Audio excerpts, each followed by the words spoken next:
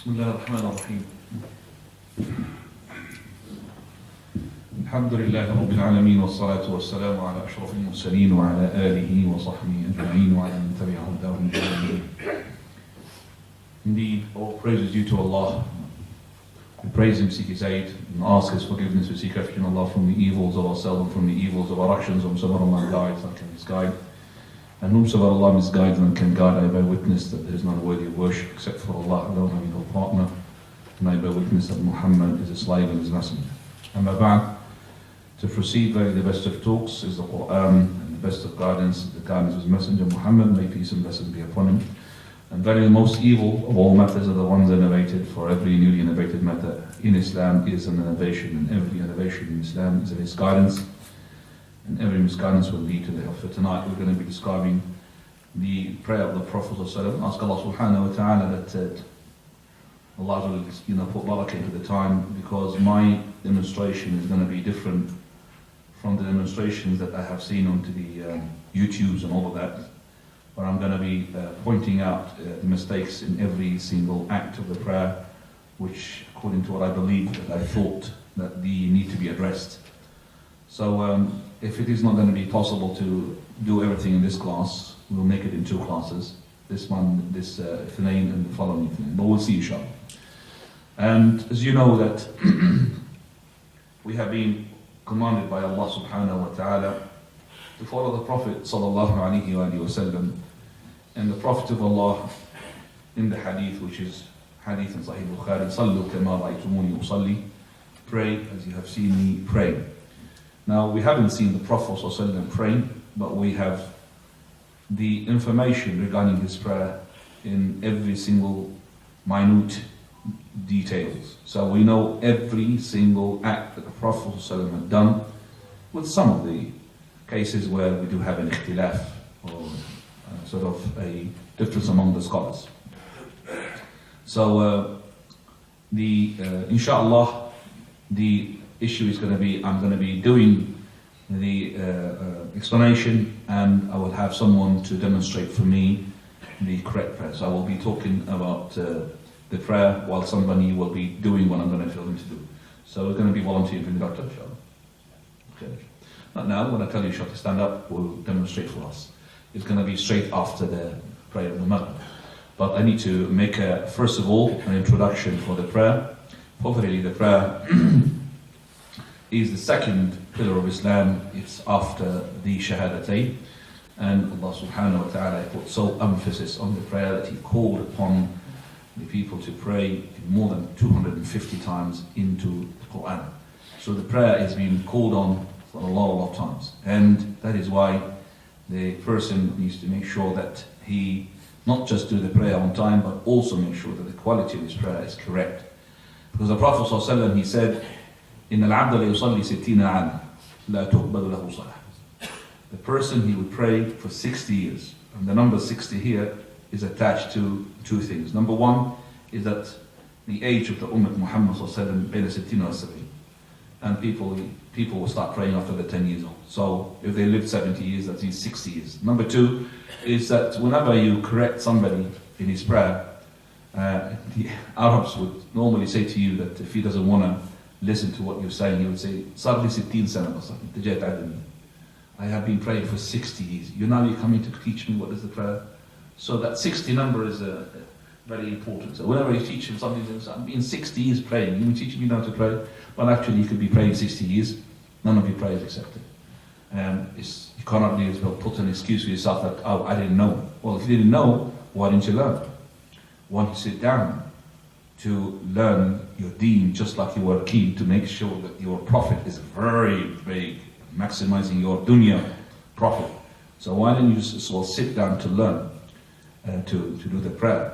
So the prayer is not just handed down from a father to the mother, unless the father and the mother have been linked to the correct sharia, to the correct information. Otherwise you're going to be doing something which is wrong. And some of the people, even they can't do the pillars of the prayer properly. Like for example, the wash, the wudu, the ghusl, and all of that. I'm not going to discuss the wudu and the ghusl, because that is separate. Tonight is for the prayer.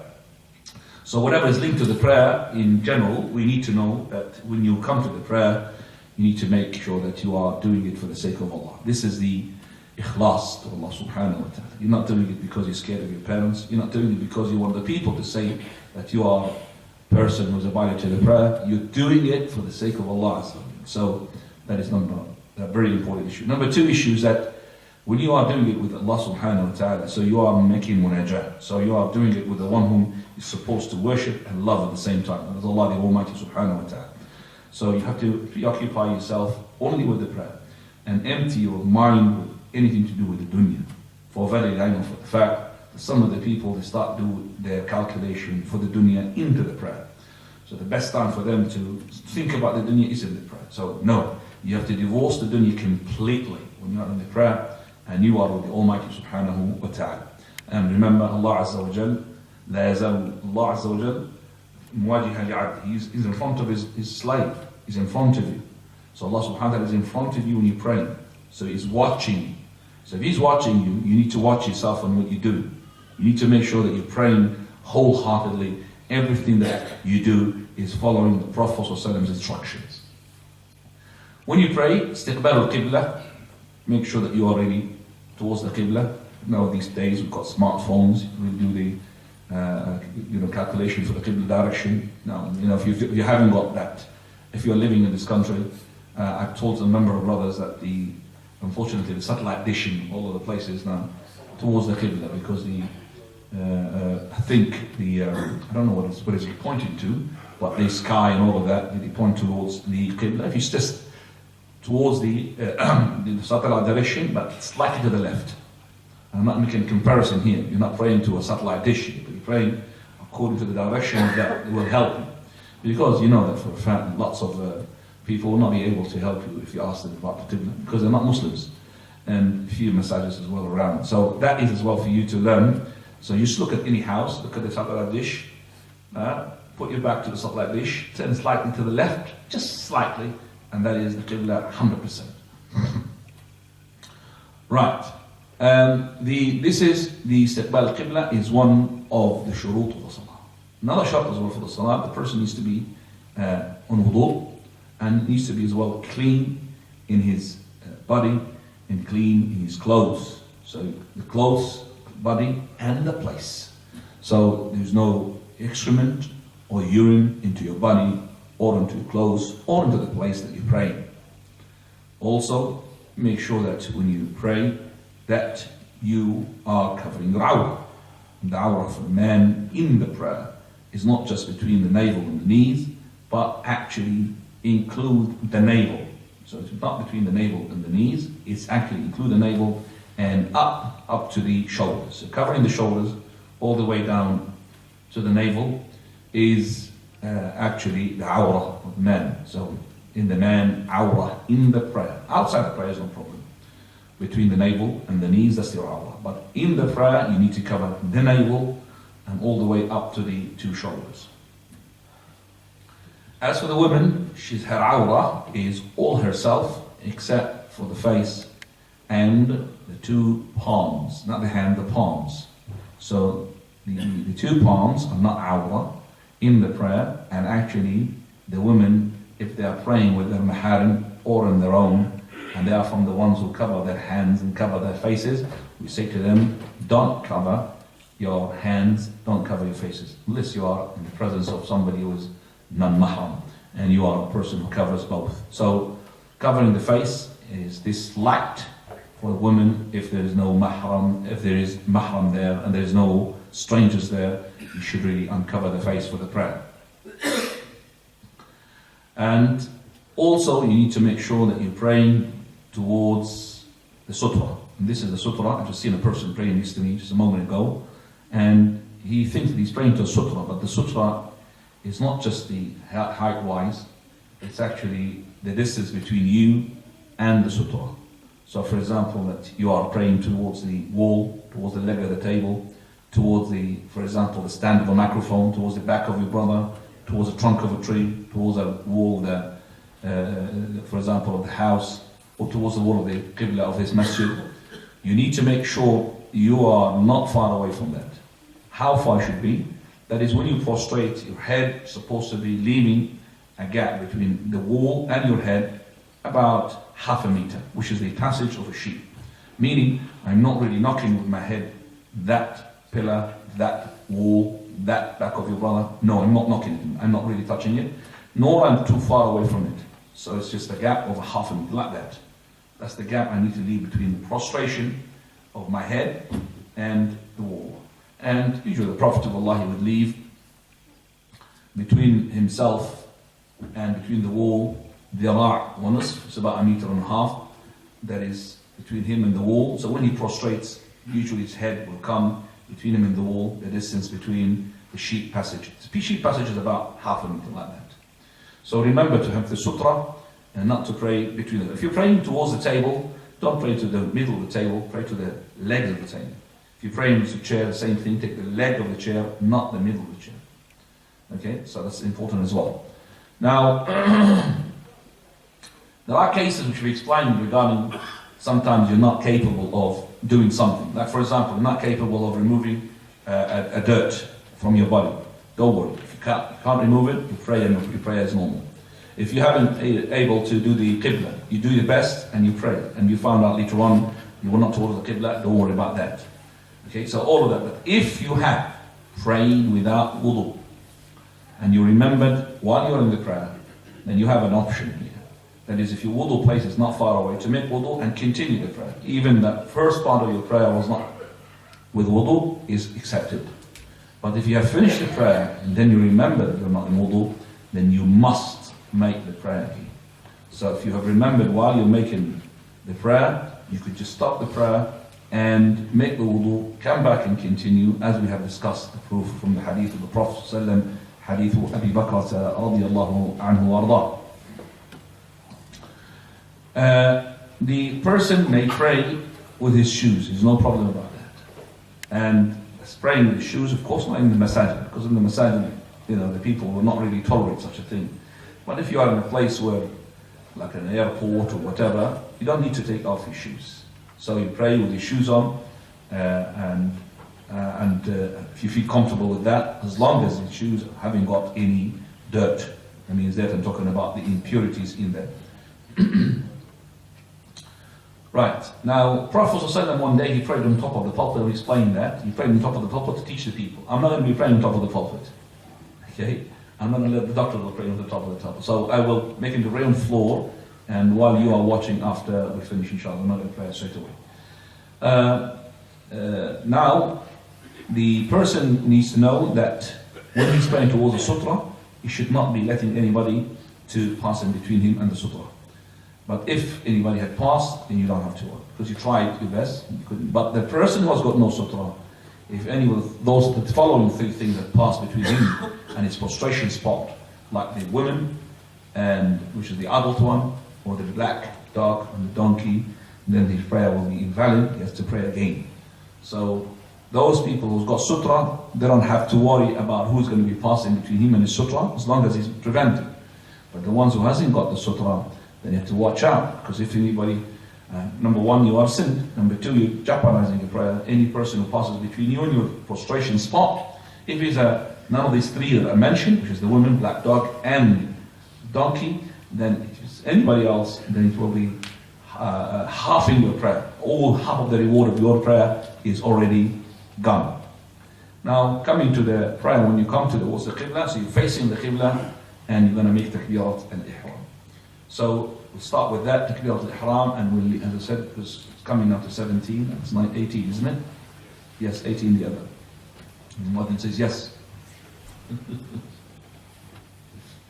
Right. So takbirat al-ihram, face the qibla, and you're going to make takbirat al-ihram. Takbirat al-ihram has to be done when you are standing up. Has to be done when you're standing up. You may not do takbirat al-ihram for the prayer unless you are standing up. Unless you are not capable of standing up, and we will inshallah demonstrate after the prayer. Bismillah ar-Rahman ar-Rahim. Alhamdulillah wa salatu wa salamu ala Rasulillah wa ala alihi wa sahbihi wa mawala wa ala man tabi'a hudah. The sifat al-salah, description of the prayer of the Prophet sallallahu alayhi wa sallam in al-takbir al-taslim. This is the last class in which we will be demonstrating what we have learned all the way through the classes that, alhamdulillah, they had some people attending them, but we need to make a demonstration for the prayer and also point out mistakes, the common mistakes that the people they fall into, and they believe this is part of their prayer. And every time we make a movement of the prayer, we will see what are the mistakes, and plus we will see what your questions are. So we're not going to go to another movement until we satisfy every position. That is the best approach, I think. If anyone want to have something which is to on the YouTube to look at, I have seen maybe the Sheikh Muhammad Salih al-Munajjid. He had put on the YouTube, and I looked at it myself. There are things that he had skipped, because you know there is ikhtilaf, and especially the one which is putting the right on the left after the ruku', did not talk about it. But a few things there, I would say maybe it is the best. And actually he is applying the book of the Sheikh Nasr al-Din Al-Albani rahmatullahi alayhi. So in that book, he had, in that demonstration, he had, alhamdulillah, managed to put a lot of things.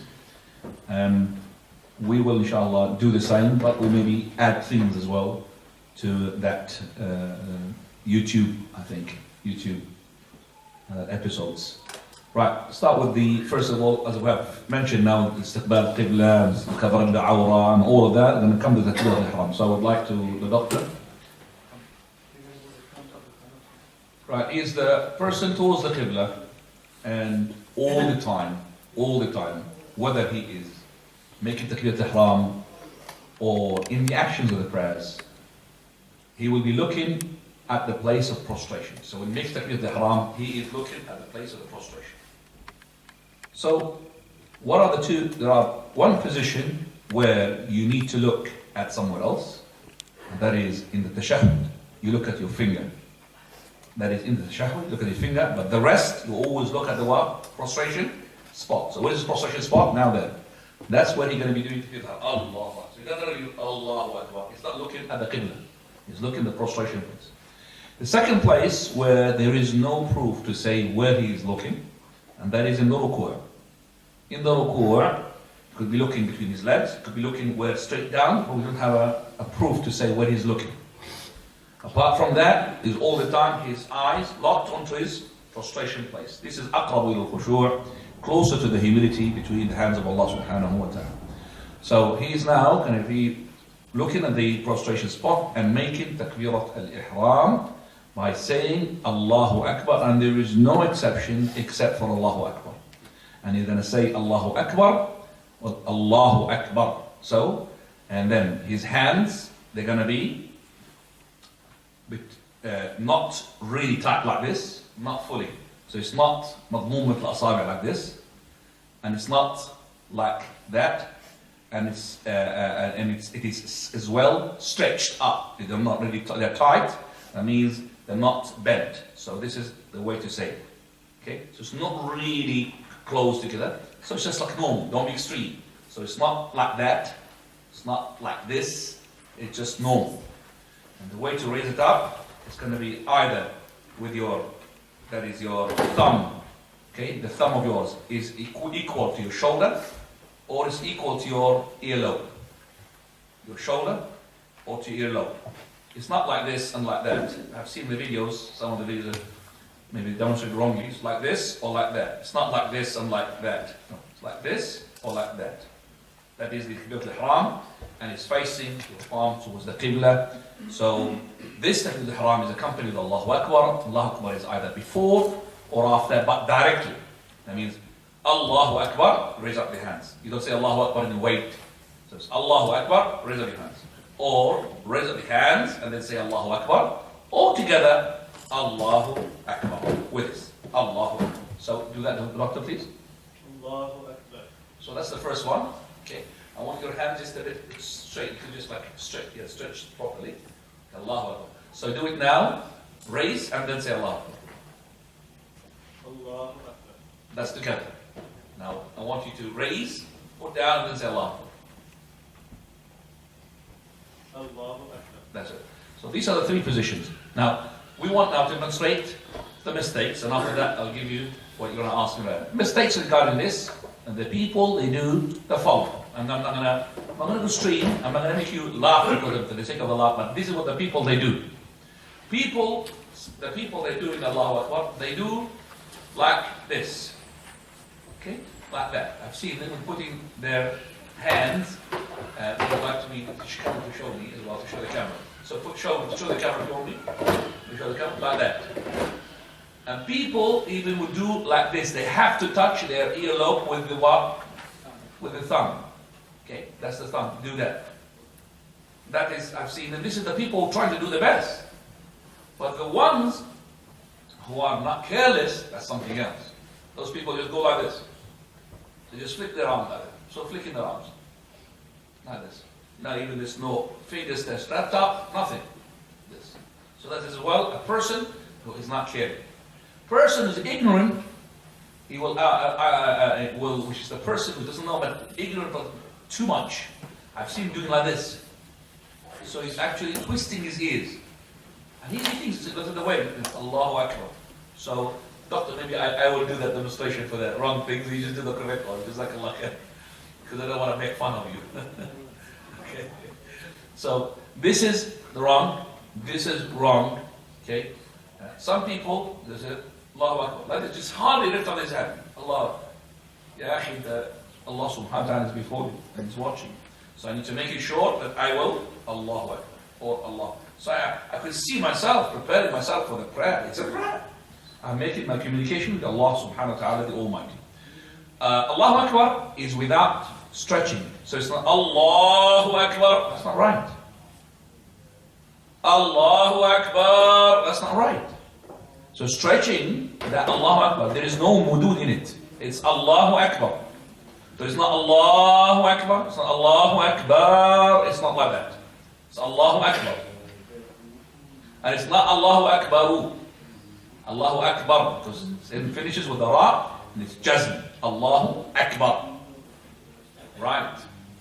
After that, Takbiratul Ihram, we're going to ask you, what do you want to ask me regarding it? So what is your question before I go to the second? Please don't reverse. If you have any questions now, if you forgot to ask me, then you have to wait until the end of the prayer. Do you have any question regarding the Takbirat al-Ihram? Fadl.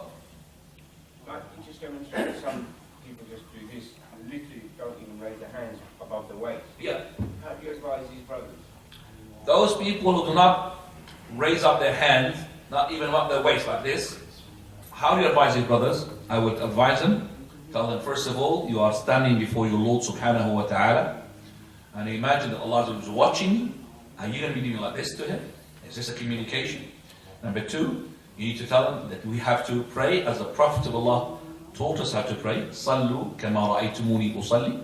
Number three, take it easy on him, because that maybe he's a person who is just having the iman and So I would like to boost his iman rather to stop him from praying totally. Okay? Do you have any other questions? Further? Please, questions are very important to be directed to that thing now. Some people, they raise it, they make their arms like really wide. Okay, raising up the hands wide, which is exaggeration. We're going to talk about exaggeration. That's not right. So doing like this, Allahu Akbar. That's not right. So exaggeration, making so much distance between the two hands, that's not right. So it's like this. So my hands goes like where they are. So I'm not doing like this, or I'm doing like this. I'm doing this. This is my hands really. That or Allahu Akbar like this. So I see. I made a mistake. It's Allahu Akbar. That's wrong as well. Allahu Akbar. Jazm. Right, uncle. You demonstrated 3 ways of raising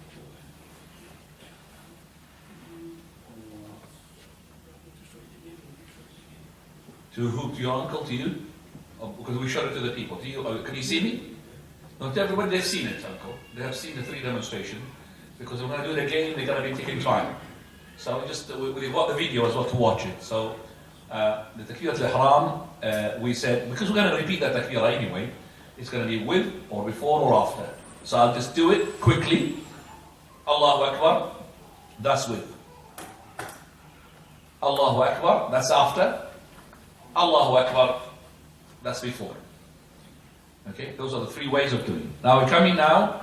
after I say Allahu Akbar, my hands go automatically onto the position of the qabd. So I'm not going to say,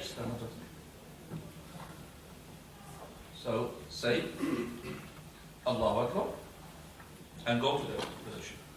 Allahu Akbar.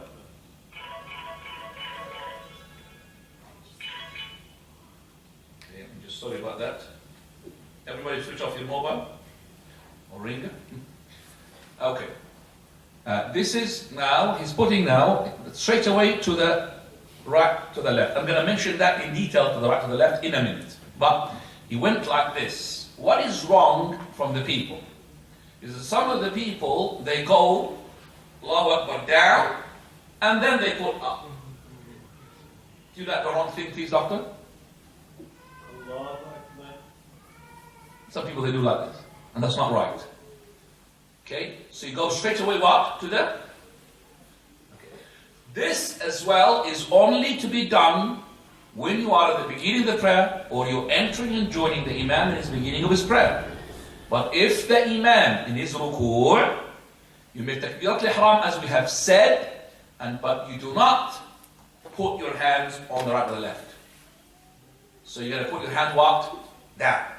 So now, let's say the Imam is in the ruku', I'm in the ruku', he's going to now catch up with me. So I'm in the ruku'. What are you going to do, doctor?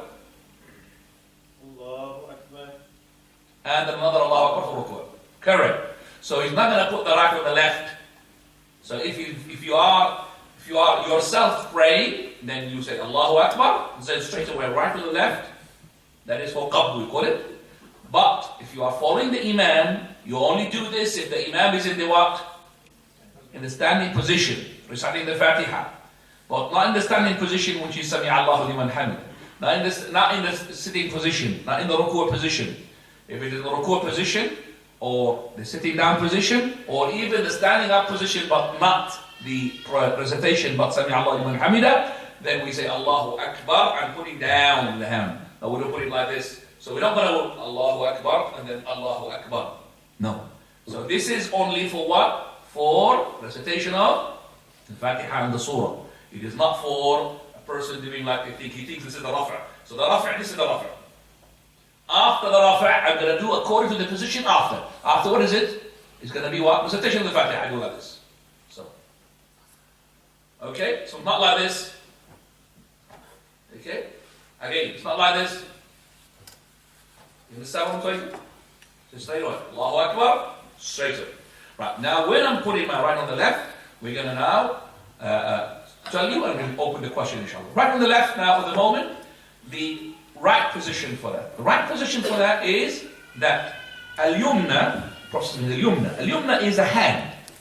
And this hand could be from there up to the elbows. It's not just the calf. This is where the mistakes comes, even some of the da'is. This is the hand.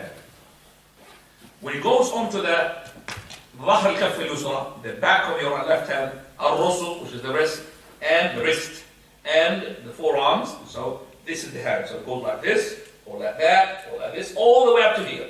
So all of that is allowed. What is not allowed, I'm going to show you in a minute. So this is allowed, all of it like this. So with my hands, and the sabi' is madmuma. Madmuma means together. It's the fingers are together, and they are all the way like this. So this is the position for my recitation. Now this is, you cannot find it in the Shaykh al-Munajjid. I really was surprised. So this is the way, or this is the way, no problem. So this is the way, or the way. Now, again, do the doctor, please. Forget about the things haram. You go like this. It's not, just like this. So, this is, go down and do it like this, all the way, yes. So I would like you, because the camera can't see me, I would like you to move yes, that's right, because you're doing this and the camera can't see you. If you do it again, so don't just everybody look at it, please. So the people who are not from this side to look at this side, from that side look at me. So I'm like that, okay? Right, so this is up. And I could do like this, okay, up to here. And there's another one which is qabd. Qabd means hold. So I'm going to hold. This is holding. It's not holding like this. This is the Hanafi, they do it. It's not right. Yeah. This is right. This is the qabd. Qabd. Qabd. Okay? This qabd, I could do it here, I could do it even here. Because qabd. But now, this is what is the mistake in these things? The mistake that the people they do. Number one, demonstrate after, like that. That's not right. So this is not right. Second mistake is the one which we said, the Hanafi, because depending upon a hadith which is not authentic, like this, which is combining between grabbing and stretching. That's not right. It's either this or that. Third mistake is this, which is al-kaffu ala dhahr al-kaff.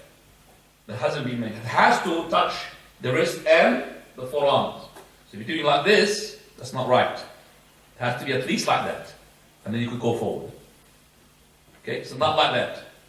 The other mistake as well is the people where they don't put it on their chest. They put it below the chest. The chest is this area where your breasts are, even the female, no difference from the male, same thing. Okay, this is the chest. It's above your stomach, above your abdomen. So the wrong thing is to go down to the navel, or even below the navel, even onto the aura. That is really a very shameful act to do it. People putting on the aura like that. You know, that's not really right. But that's a mistake. Also from the mistake that people exaggerate to put it up to the neck. And this is not really right as well. From the mistakes as well, those people who put their hands on the side. There's two people that do that. The old Malikis and the Rafidah. The Rafidah, they pray like this, Shia. That's not right. So that right on the left. Inna ma'shara al-anbiya umirna an nada'a iman al-'ashman. We the prophets have been commanded to put the right on the left. From the mistakes as well, as-salb. Ikhtisar like that. Or, look at him. Look at him. Yeah. Or, putting the right on the left on the waist like this. Okay? Or on the side.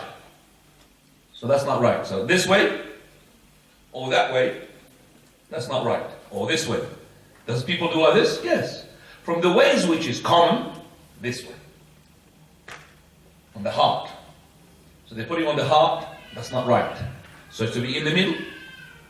And qabd, or all the way there. But not like that. Not like that. Okay. So alhamdulillah, now we have demonstrated this. I think I've done all the mistakes, but if you have put the hands down, please, any question regarding this one? Father.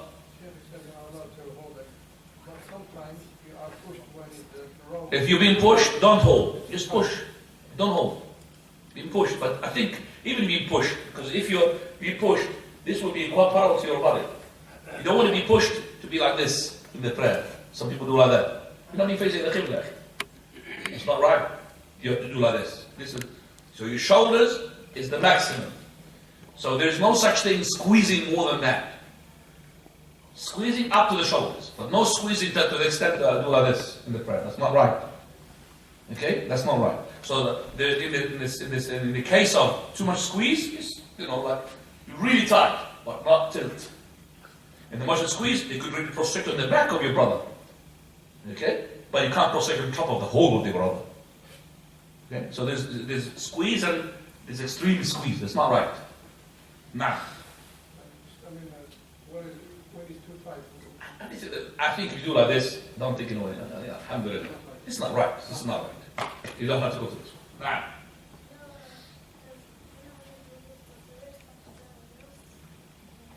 You could do like yes. You could do like that. Yes. Now, if you had broken arm and you had one arm, so if you've had one, so broken arm which is held like this in your neck, Takbir al-Ihram will be done with what? One. Whether the right or according to what you're able. Okay? So if your arm is being held like this, Allahu Akbar. Sorry, Allahu Akbar, and then it's going to be the right or the left underneath it. If you couldn't put the right underneath the left, if you couldn't, فَاتَّقُوا اللَّهَ مَا اسْتَطَعْتُمْ. You do as much as you can. So you could just put it like that. If you couldn't put it on top of, if you couldn't put it underneath it, put it like that. Just beside it. As much as you can. If you can't, because I know that the ones who are hanging to the neck, it's got slight movement. They're not stuck to the chest. You could just slide it underneath. But as I said, فَاتَّقُوا اللَّهَ مَا اسْتَطَعْتُمْ. Fear Allah. Any other questions, please? Further? You know, when you hold it, does it have to be exactly on where the area of the breast is, or can it be just like The breast is not the area, it's the chest. The chest is the breast and a bit below. The chest is above your, see that? Above your stomach. Above your stomach. Now, that's the chest area. The chest area is not really limited to that breast. Further? Can you change in between gripping? Can I change in between gripping and that? You should not be changing while you're doing it. So you can't just do like this while you're praying. That's not really a person who is calm. So a person doing like this every time, no, you can't. But let's say that you prayed and then suddenly the second rak'ah, a bit tight, went like this a bit forward, no problem. But you keep changing while you pray like this, that's playing, that's not praying. Okay, anybody else? Someone? Holding the child, Holding the child, nothing to do with this. It could be holding the child even when you are in your ruku'ah. You hold the child. Holding the child is you hold it as much as you can. You need to hold it. That is because it's crying so much, I can't have nobody to attend him. It's not because I love him so much I can't, sort of bear that to be far away from me. That's not right. You cannot do that. You hold the child because you cry. You hold the child because you want to be with him to the prayer. No, in the prayer, you be in the prayer. So you hold the child, so you just hold him like that, and I put in my hand on top of him. No problem. Making the ruku', I could put him down, I could hold himself on the ruku'. In the sujood, I can't hold him because he's going to be underneath me. Okay? So, I do as much as I can if I need to hold the baby. Right, now coming after this, stand up. Now when we put Allahu Akbar, and with the right on the left, now we're going to recite the following. After Takbir al-Ihram, we're going to recite the following. First of all, what we call Dua al-Istiftah. Dua al-Istiftah, you've got plenty. About 3 or 4 of choice. So the one that most of the people they know, Subhanakallah bihamdik, Tabarak asmuk, wa ta'ala jadduk, wa la ilaha ghayruk. This is the most common one. The meaning, you say that Dua al-Istiftah, if you want more, look into the book. Look into the book. So that's Dua al-Istiftah. This Dua al-Istiftah is to be said in all the prayers, whether voluntary or obligatory, except for one prayer. That is prayer of the janazah. No Dua al-Istiftah. So in janazah, no Dua al-Istiftah. Then after Dua al-Istiftah, you start with al-Isti'ad. And the Isti'ad is as follows. أعوذ بالله من الشيطان الرجيم من همزه ونفخه ونفخه.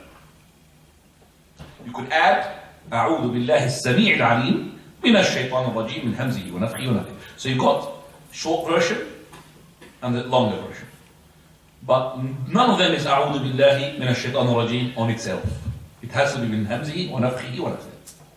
And this isti'adah differs among the scholars. Is it every rak'ah or is it just the first rak'ah? Correct opinion for me is every rak'ah, because every unit in its own. But you'll find, as I said, difference of opinions between the scholars.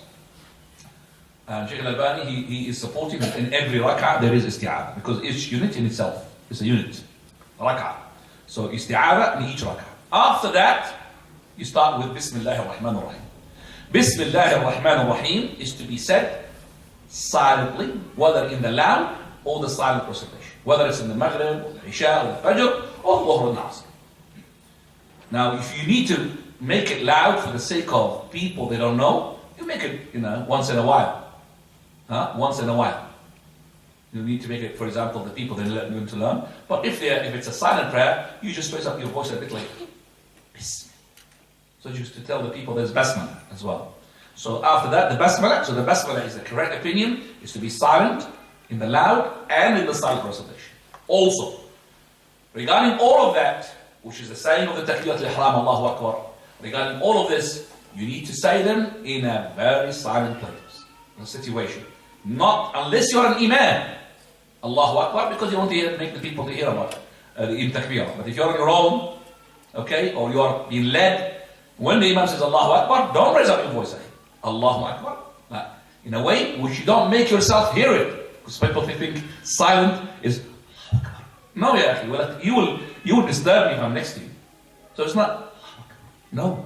It's movement of the tongue. So you have to move your tongue. You have to move your lips, but you cannot make a sound. So in the silent prayer, or you are behind the Imam, especially in Takbirat al-Eid, people they make Takbirat al-Eid like they're going to jihad or war. Imam says, Allahu Akbar, Allahu Akbar, all of them, Allahu Akbar. Huh? That's not right, actually. It's like silent, like moving the tongue. This is just it, Allah. Not even, that's not right. People they make the shout, the next day you can't even make tahiyyat. You can't even concentrate on your tahiyyat. You have to listen to his own. Or you wait until he's finished. Or you do it with him. Problem. So it is moving of the tongue. But you can't do like this. What are you doing? I'm reading the Fatiha. What, in your mind? You cannot read the Fatiha in your mind. If you did like this, your prayer is invalid. So you have to move your tongue. And the Fatiha, correct opinion, is Ummul Kitab. You have to recite it. According to the Hanafi madhab, if you did not recite it, it will be sin, but your prayer is valid. No, it's wrong. It is invalid. If you did not recite the Fatiha, it's invalid. When it is not compulsory to read the Fatiha, if you have been led in the prayer, and in the Imam is in the loud recitation. If he's reading the Fatiha, the loud recitation, you listen. You don't read Fatiha. But if it's in the silent recitation, if you are behind the Imam, you have to recite the Fatiha. Second position is when the Imam is in other than the upright position, like in the ruku' or whatever. So in Sami Allah Hamida, or he's in the prostration. You come, there is no Fatiha on you. So if he's in the ruku', you say Allahu Akbar, and then Allahu Akbar when you're going down. And you make sure you say the first Takbirat al-Ihram, fully standing up. If people did that, Allahu Akbar, so quick that their back was bent, slightly, one of the words Allahu Akbar, one of the letters was set when you're going down, because you want to catch up with the ruku'. In order to catch up with the rak'ah, you lost the whole prayer. You have to do Allahu Akbar fully standing up. Then the second ruku', takbirah, there's no problem to say that when you are going down. But the first one, Takbirat al-Ihram, as we said, you have to make it what? Standing up. Even if you are a person who is like on the chair like the uncle, but you could stand up, he cannot make the Takbirat al-Ihram while he's sitting on the chair. He has to stand up, unless he can't. So Takbirat al-Ihram, and then, so now we have explained, alhamdulillah, up to the recitation of the Fatiha, which is the Fatiha is very important to recite it, and to recite it in the position, if you are on your own, or you are the Imam. There is no recitation of the Fatiha if, for example, that you are catching up with the Imam in the ruku', or you are in the loud recitation of the Imam. You don't recite the Fatiha, you listen to the Fatiha. Alright? Okay. Before I continue, any other question? Further. You know, for example, when you recite the Fatiha, for example, you know certain letters, like the ha, how are you going to pronounce it if you just moving your lips and your tongue? Or am I just confused? When you recite the Fatiha, you don't make a sound. You don't have to say the ha with a sound in order to bring the ha out. So I don't understand what the question is. So I'm ready now, Al-Fatiha.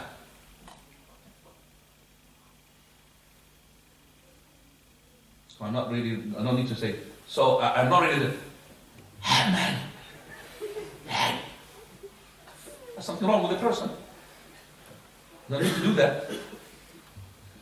So it's only a bit silent. Just let me bring the smile in your faces. Fine, follow. So, you know when you recite the Fatiha, the Imam's going down to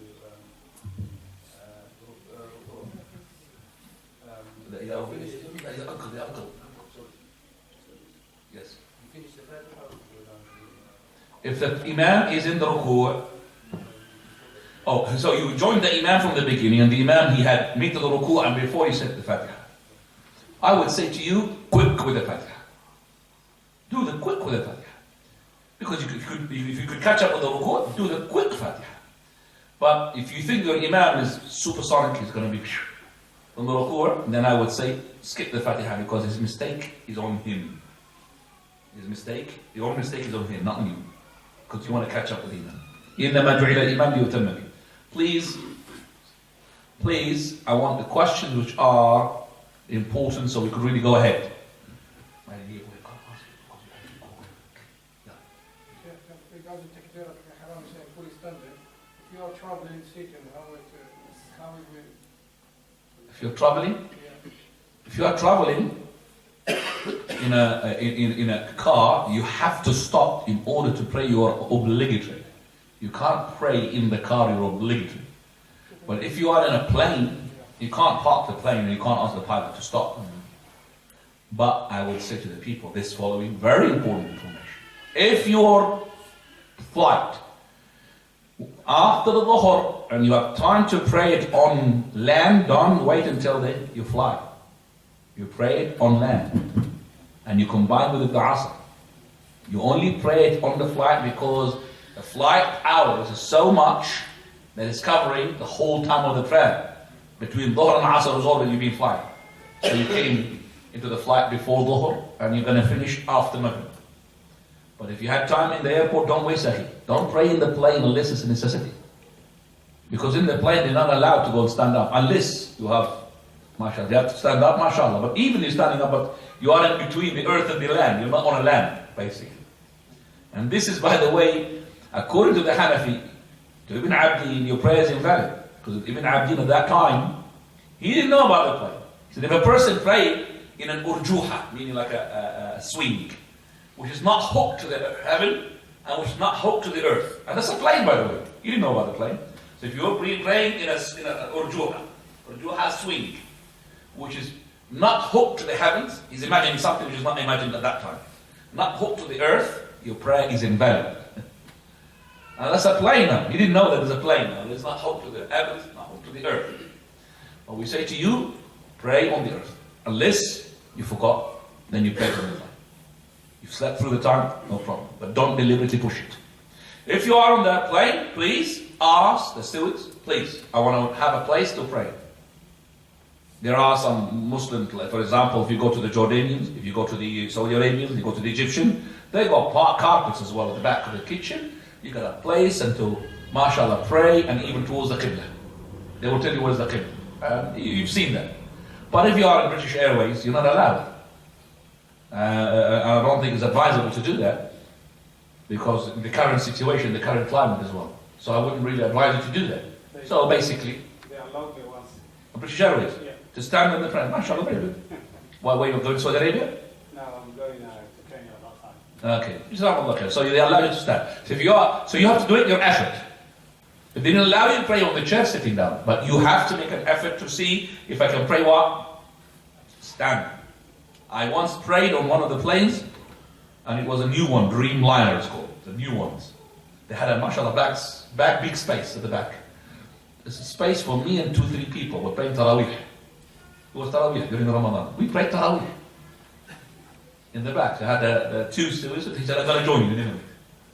Subhanallah. And it was really fantastic, you know, to find like this. And we went towards the Qibla, mashallah. It's got an area for leading the prayers, like, and it's got a curtain. So just us and him and the three. Mashallah, tabarakallah. You can't find it everywhere like this. Now, please can we just go quickly because we want to go ahead. When you pray behind the Imam, in loud prayer, do you need to read Subhanakallah or Isti'adah? If I'm praying behind the Imam, do I need to make the isti'adah? If I'm reading the Fatiha, I need to make the isti'adah. In loud prayer? In the loud prayer, you don't need to read Fatiha, so you don't need isti'adah. And So if you are in a loud recitation, you don't read the Fatiha, there's no isti'adah, but there is what? Opening, supplication all the time. Very good question. And, which is, yes, dua al-istiftah, you have to opening supplication in the first rakah. Dua al-istiftah in the ruku' or in the sujood, there is no istiftah. Istiftah is for your recitation of the Quran. So there is no isti'adah, there is no istiftah if the Imam is what? In anywhere apart from the recitation place. And even there is no istiftah if you believe you came to a prayer where it is not loud recitation, it's silent, and you don't know when the Imam is going to finish, don't busy yourself with dua al-istiftah. Recite what? Fatiha. But if you know that you are from the beginning of the prayer, plenty of time, dua al-istiftah, isti'adah, and the Fatiha. Alright? So dua al-istiftah is basically for that position, and plus you need to make sure that you have plenty of time to do it behind the imam. Jazakallah khair for those questions. Now we're going back to the, what time is Isha? 10? This hour? 22:10? 26?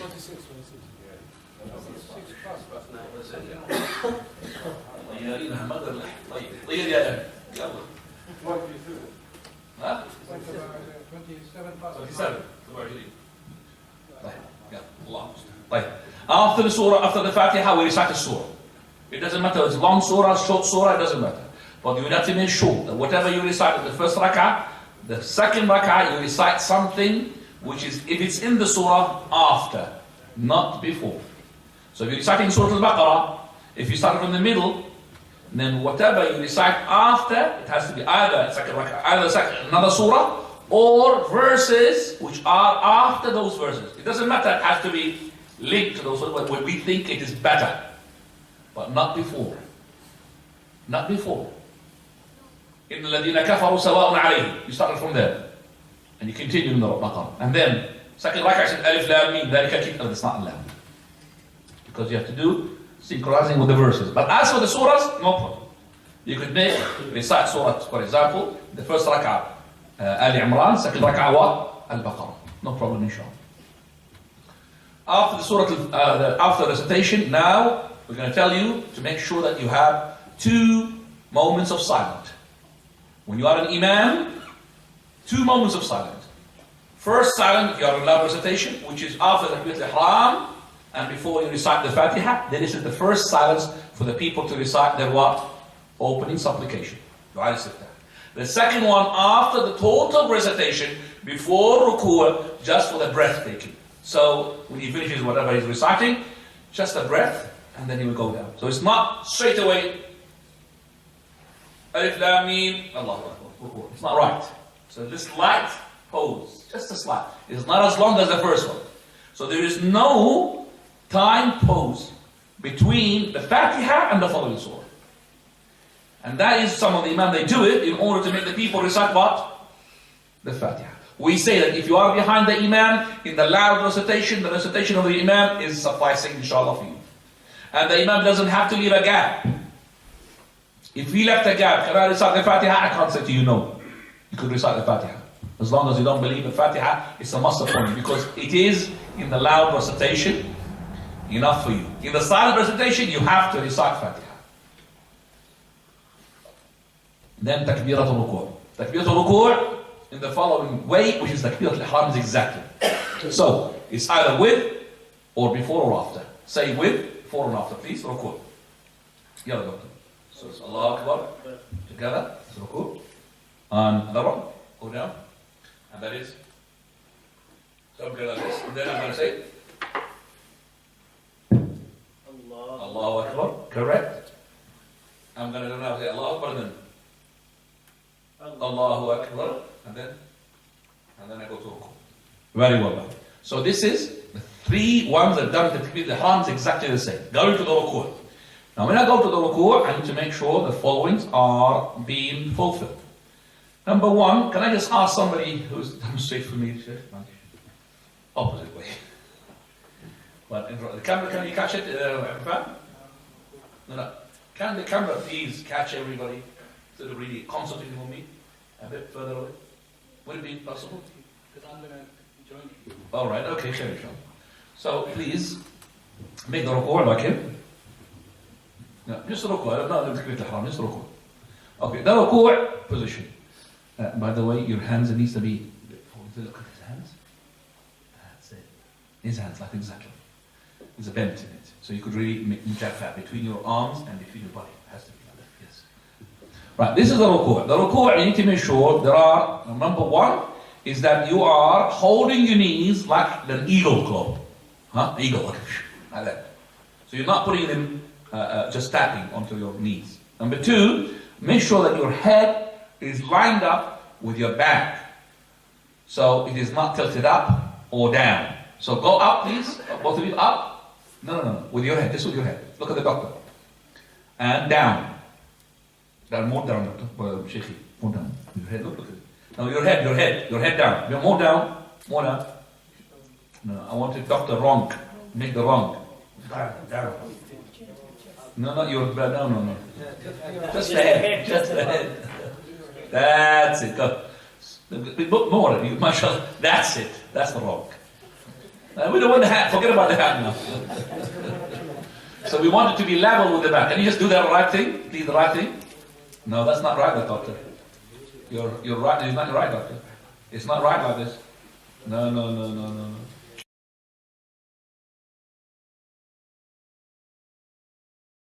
Right one, left one, right one. Once is level with the Okay. back.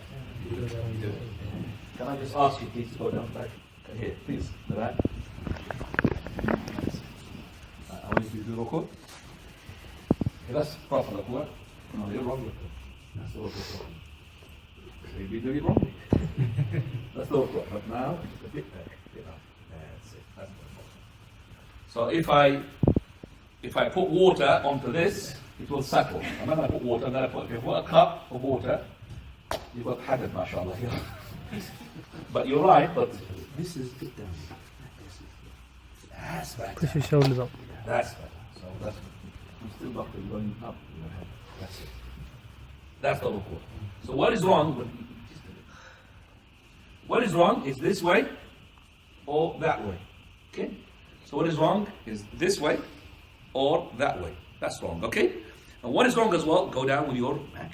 Go down. That's wrong. People do it. And that is wrong. People do a lot of this like this. Isn't it? Yeah. Like that. So that's wrong as well. The people that do this wrong.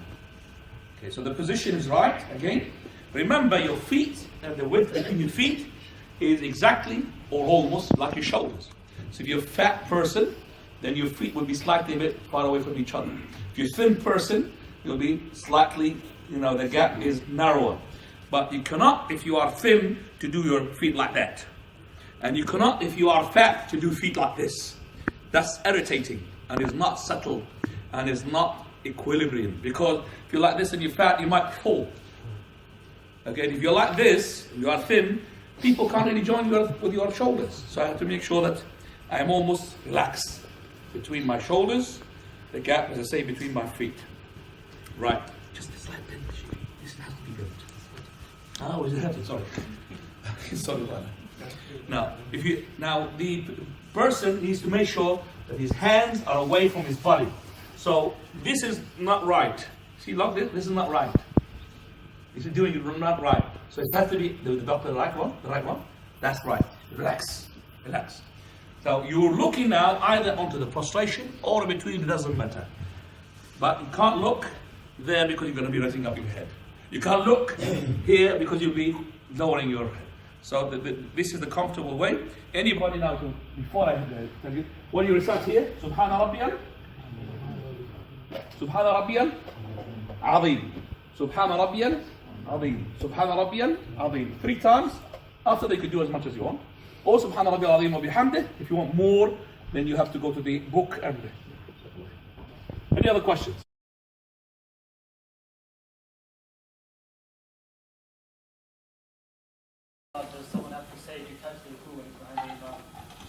How much from the adhkar you need to catch up in order to catch up with them? If you caught up with the ruku', you caught up with the rak'ah. How much of the ruku' I need to catch up with in order that I will be catching up with the whole unit? As long as I can say Allahu Akbar for takbir al-ihram, and then Allahu Akbar for the second ruku', and then I touch with my hands the knees, then I caught up with the ruku'. You understand that? The bowing. So if I made Allahu Akbar, takbir al-ihram, and then Allahu Akbar for the ruku', and then I went to my knees and I touched my knees before the Imam said Sami'af, then I caught up with the ruku'. And if I caught up with the ruku', that rak'ah will be counted for me. That rak'ah. But as I said a number of times, if the Imam is in the ruku', please make sure that you make your takbirat al-ihram in the upright position, not even a single letter to fall while you're going down. Fully up. And don't do like this, we said Allahu Akbar and down. So that's have to be fully up. And make sure that you don't run. You don't run. You just come slowly. Because you don't want to jeopardize your prayer. Now, from the sunnah that we have learned, which is a controversial among the scholars, that is, if the imam is in the ruku' and you entered from the masjid, okay? If you entered, let's say for example from that brother, he's entered and the people are in the ruku', it is also recorded from the sunnah that the person makes the takbirat al-ihram from that place and walk while he is making what? Ruku'. Now, can he make the question I've been asked a long time ago, can he make takbirat al-ihram the way which is the other way, the direction of the Kaaba? No, he would face the Qibla, make the takbirat al-ihram, and now he will walk while he's himself is facing where? The Qibla. So if it's sideways, it's going to be sideways here. So you're going to be Allahu Akbar, and they're going to be going reverse, sideways, until he joins the what? The row. So you could make the ihram even before you join the row. If the Imam said, Sami Allahu liman hamida, and you haven't joined the row, don't worry about it. You're caught up with what? The rak'ah. As long as you put your hands onto their knees. This is only when the door is just like this or the outside, but if it's a door like far away, like in Regent Park Mosque, and you are in the people in the first, second row, and you're entering from the gate, you're going to be maybe making sujood before you join the row. So it's not right to go make the ruku' from that position. So it has to be a reasonable distance, basically. A reasonable distance. And this is what taking about 5 to 10 seconds to join in. Not 1 minute or 30 seconds. Now, I don't think we're going to continue because 27. Now. For what? The ruku' has to be elder. The ruku', I need to make sure that my arms are away from my sides. And I can't make them away from my sides unless I have to slightly bend them. Because I can't make them away from my sides if they are straight. Okay? But at the same time, you have to bear in mind that your back is to be straight. So if this is going to incline or indicate that it's going to go down with your back because your arms are short or something wrong with them, then I would say to them, do as much as you can. Your back is to be straight. Remember, the ruku' settlements is by the following ways. Your head is in parallel to your back, and you make in the ruku' in such a way that if I put water in there, it will settle. It will not go down from the front. And I'm also in the ruku' position, I need to hook my hand like a claw onto my knees. 3, I need to make sure that they are my arms away from my sides. And my feet, in the gap in between them, just almost similar to what has been my shoulders. So all of those would contribute to the itmi'nan, the settlement of the ruku'. Subhana Rabbiyal Azim, if you said it once, that's enough. But Subhana Rabbiyal Azim to be said, Subhana Rabbiyal Azim. But not sub. Because if people say that Subhana Rabbiyal Azim, they say sub. I don't know what they say. That's not Subhana Rabbiyal Azim. Subhana Rabbiyal Azim. At least once. And that would finish your settlement and tranquility for the ruku'. And I think we got 1 minute before Salah. You're coming from the direction before the Imam. And the Imam's on the coming. The other direction. The other direction. You have to make takbirat al-ihram towards the Qibla. And then you walk backwards. Even though you are in front of the Imam. Yeah, you walk backwards. He's saying, if I, for example, can I join the Imam if I'm in front of the Imam, not the direction of the Imam? I see. Now, the person he needs to know, I cannot pray in any place where I'm in front of the Imam. Alright? So he has to be behind. It's a very good question, actually. I've never heard that. So a person, if he is in front of the Imam, he cannot make that, join it in, because he will be behind. So it has to be behind any line behind the Imam. And then when he makes it, he reverses back. So you reverse back, Prophet used to open the door for Aisha while he was praying. But he's all the time facing the Qibla. Now, so doctor, please stand up and make the ruku' for us. And the ruku', just do the ruku'. Well, we finished all of that. The ruku'. Now remember, your head is a bit down, that bit down, a bit down. Your head, no, not your back, the head. That's it. It's a habit, by the way. That's the ruku'. Now, Sami Allah liman hamida, you're going to say it loud because the people can say Sami Allah liman hamida. Sami Allahu liman hamida. No. You say Sami Allah liman hamida and you are doing it. You don't say Sami Allah liman hamida in the ruku'. The ruku', the ad'iyah, you remember, Sami Allah liman hamida is the dua is in between. If you said it like this, it's wrong because you said it while you're saying the ruku' adhkar. Go on. Sami Allahu liman hamida. So the Sami Allah liman hamida is the dhikr in between. Again, what am I going to do?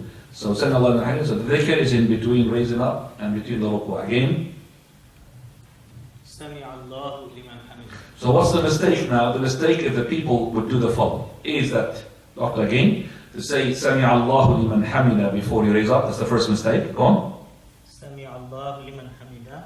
So if you did this, it's a mistake because you have left this raising up is empty from the dhikr. And the other one, which is a mistake as well, that is go up without saying anything and then say Sami Sami Allah. Allahu liman hamida. And that lots of people they do this, and this is wrong as well. So what is the correct?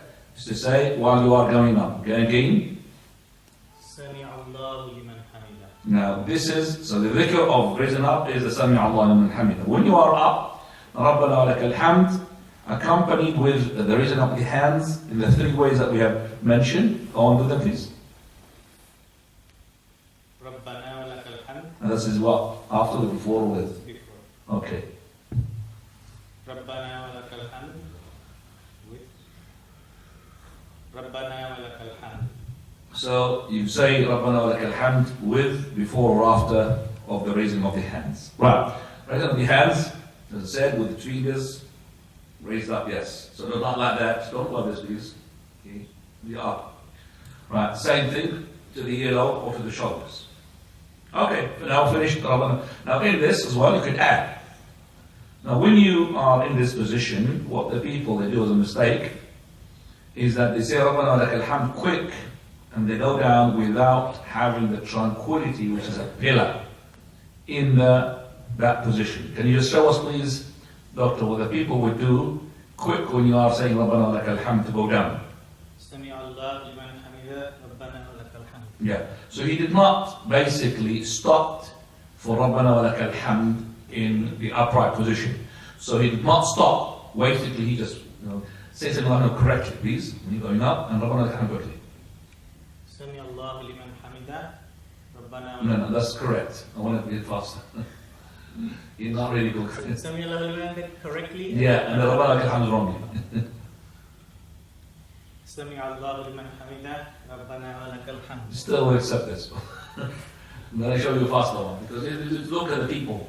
Okay, that's what I'm talking about. Let me show you. That's what I'm talking about. Yes, that's the one. You're taking it slowly. Alright, so I want to do that. Sami Allahu liman hamida Rabbana wa lakal hamd. Okay, so I'm going to do it again. Sami Allahu liman hamida Rabbana wa lakal hamd. And that is, you'll find it not just with the normal people, you'll find it as well with the masajid who are affiliated to the madhab of the Hanafi, but Abu Hanifa has nothing to do with it. Okay, so they're affiliated to the madhab of Hanafi, and even some of the imams, they do it. Once they are up, you don't find them up, they're already down. Okay, so that's the mistake. I'm sorry. Another mistake, which is they don't straighten up your back. Go on. Sami Allah liman hamida, don't straighten your back. That's it. Rabbana wa lakal hamd, they go down. Some others people, they extra bend. Can you go to the back?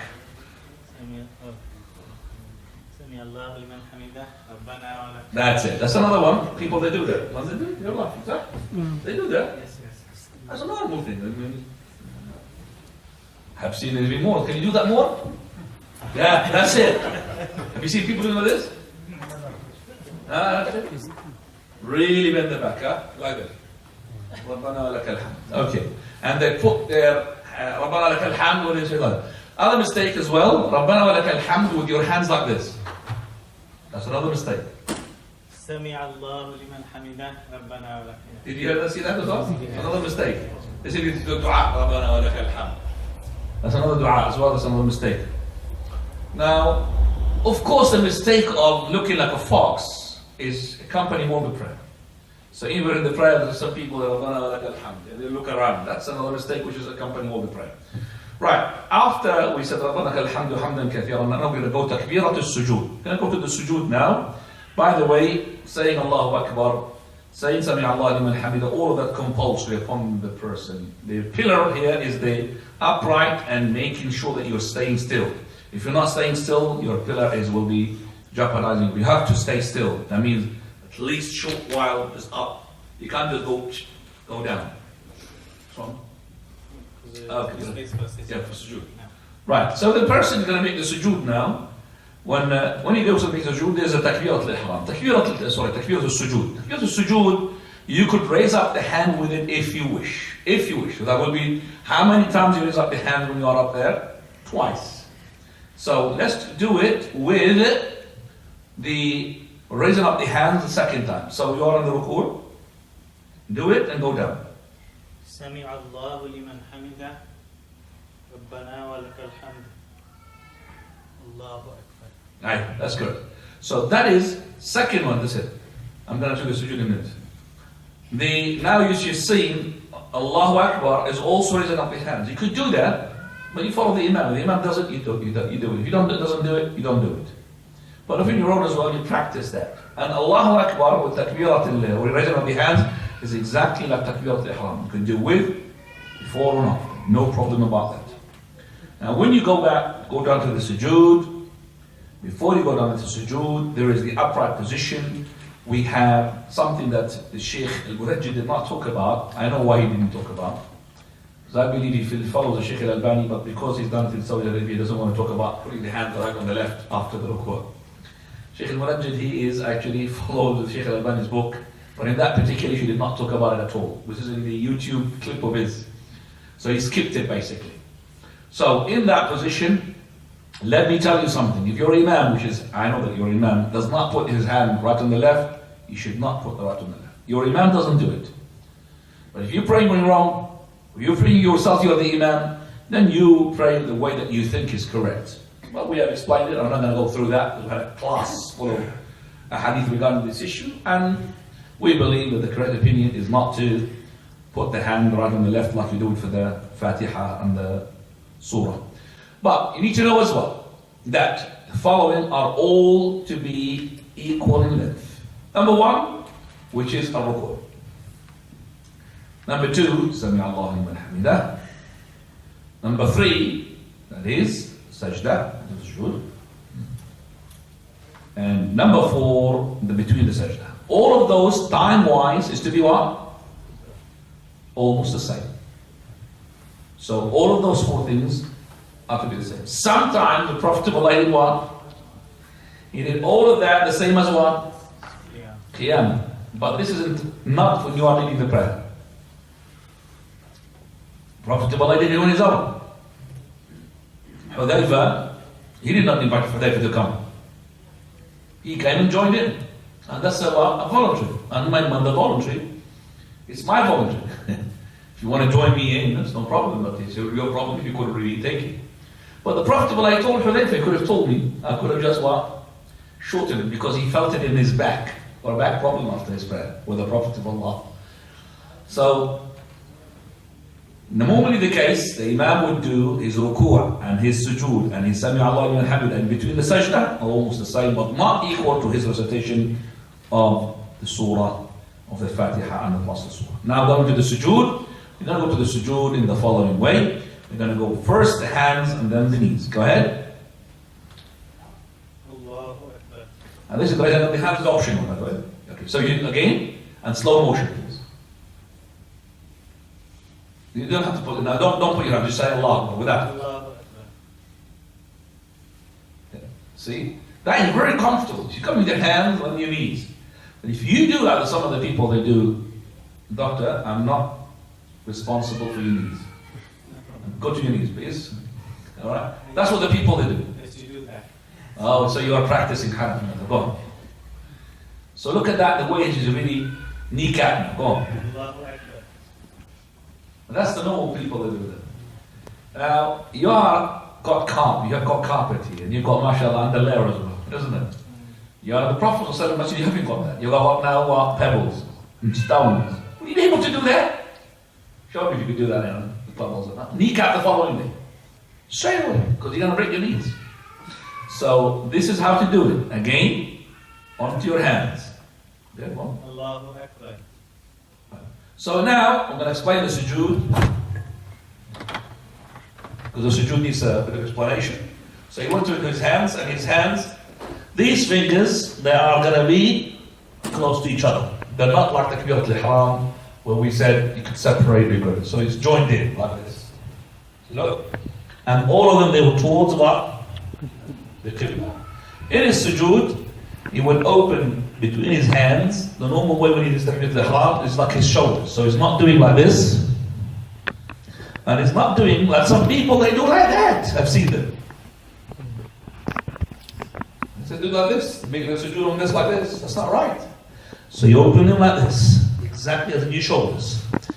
So there's no exaggeration. Also, you'll find that his two thighs are not close to each other. So they're not really, like some people they do like this. And then some people they what? Really exaggerate to open it. So it's the normal way. Also, now go to the sujood doctor. You'll notice that his knees, what time is it? 27. Huh? 29. His knees is not close to his belly. There's a space between his belly and his knees. So some people they do, they really get close like that. You see? That's wrong. And some people, they do like that. That's press up, it's not really prayer. Sorry, doctor. Are you okay? You could just shoot please, doctor? So you could see now, look at the hands in parallel.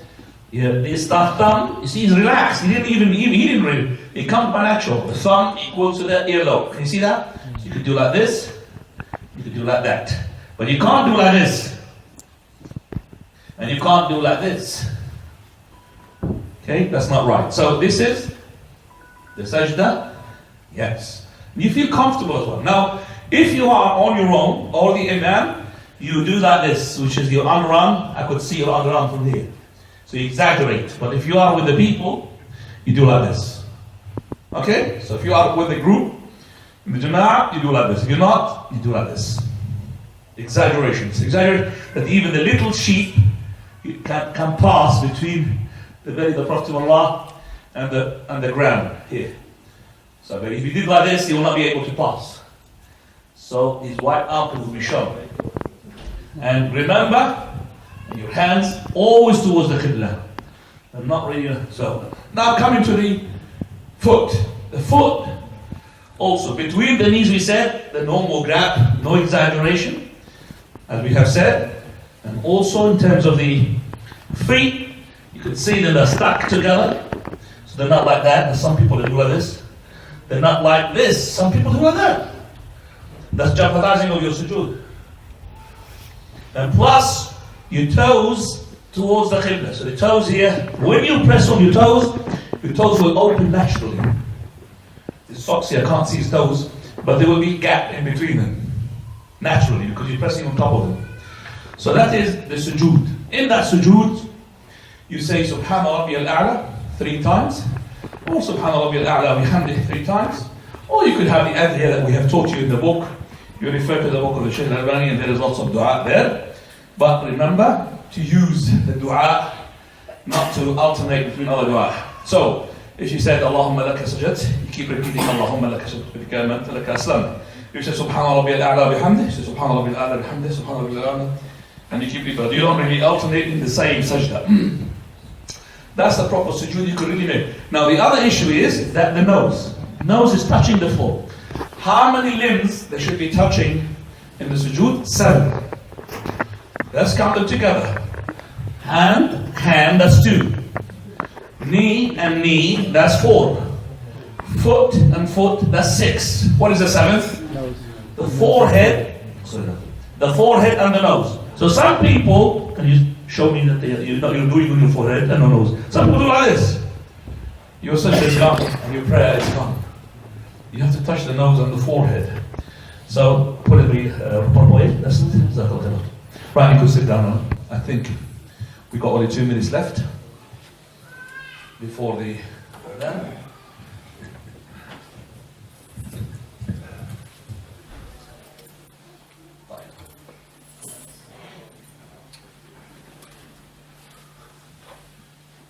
After, inshallah, the prayer, we will talk about in between the sajda. How do we do it in between the sajda? Do you have any question? One question, I'm going to tolerate. One question. تفضل يا أستاذ. وأخواننا، أنا أنصح بعدم وضع الأذان في التليفون يا شيخ. أنا أنصحها. وإني أكون ناصحا أمين. هذا فيه استخفاف بدين الله عز وجل. ما يجوز وضع مؤذنات تؤذن هكذا. المؤذن الآن حقيقي ضع فقط منبه، والتنبيه يكون إما بتيت واحدة، تيتين، تنتين، خلاص ينبهك بالأذان. نعم. لا دخلت في هناك والله شيء. سمع الله لمن حمده. الإمام يقول الله أكبر، احنا نقول الله أكبر بعد ما نقول الإمام ولا؟ طيب رجع مرة ثانية اعمل سمع الله لمن حمده. طيب ايش الخطأ هنا؟ Anybody spot the mistake? Yes. raising of the hand لازم رفع اليدين بعد ما تستوي. مرة ثانية سوي زي ما أنا. لا ترفع يديك.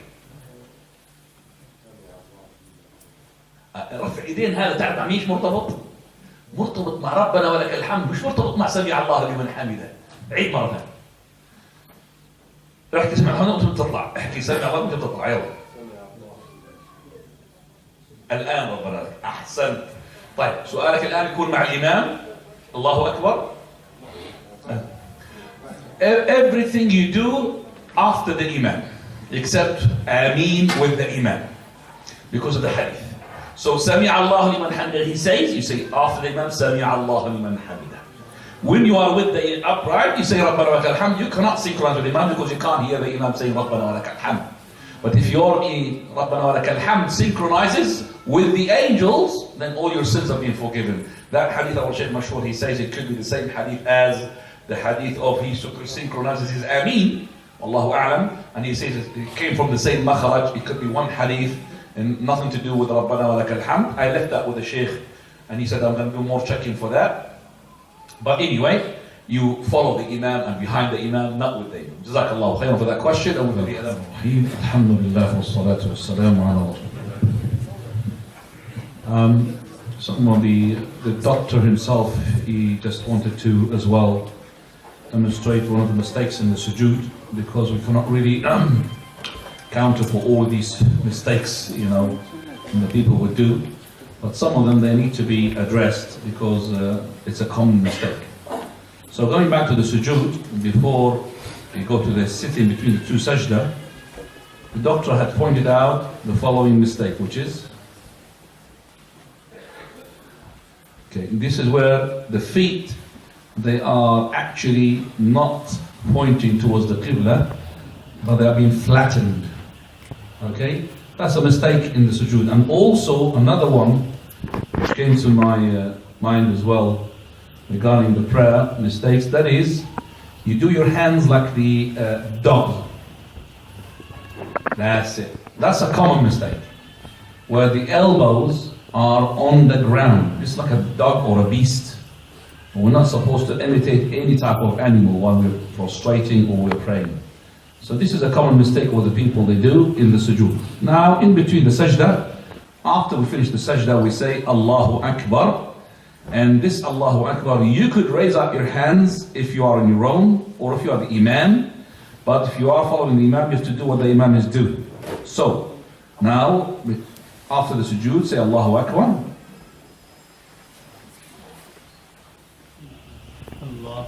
That's without raising the hands.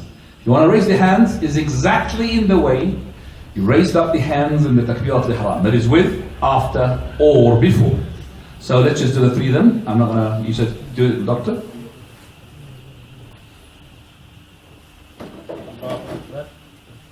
That's with.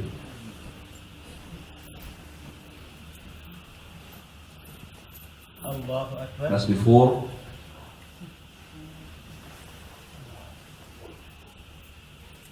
Allahu Akbar. And that's after. You almost with it. Just after is wait and then do it.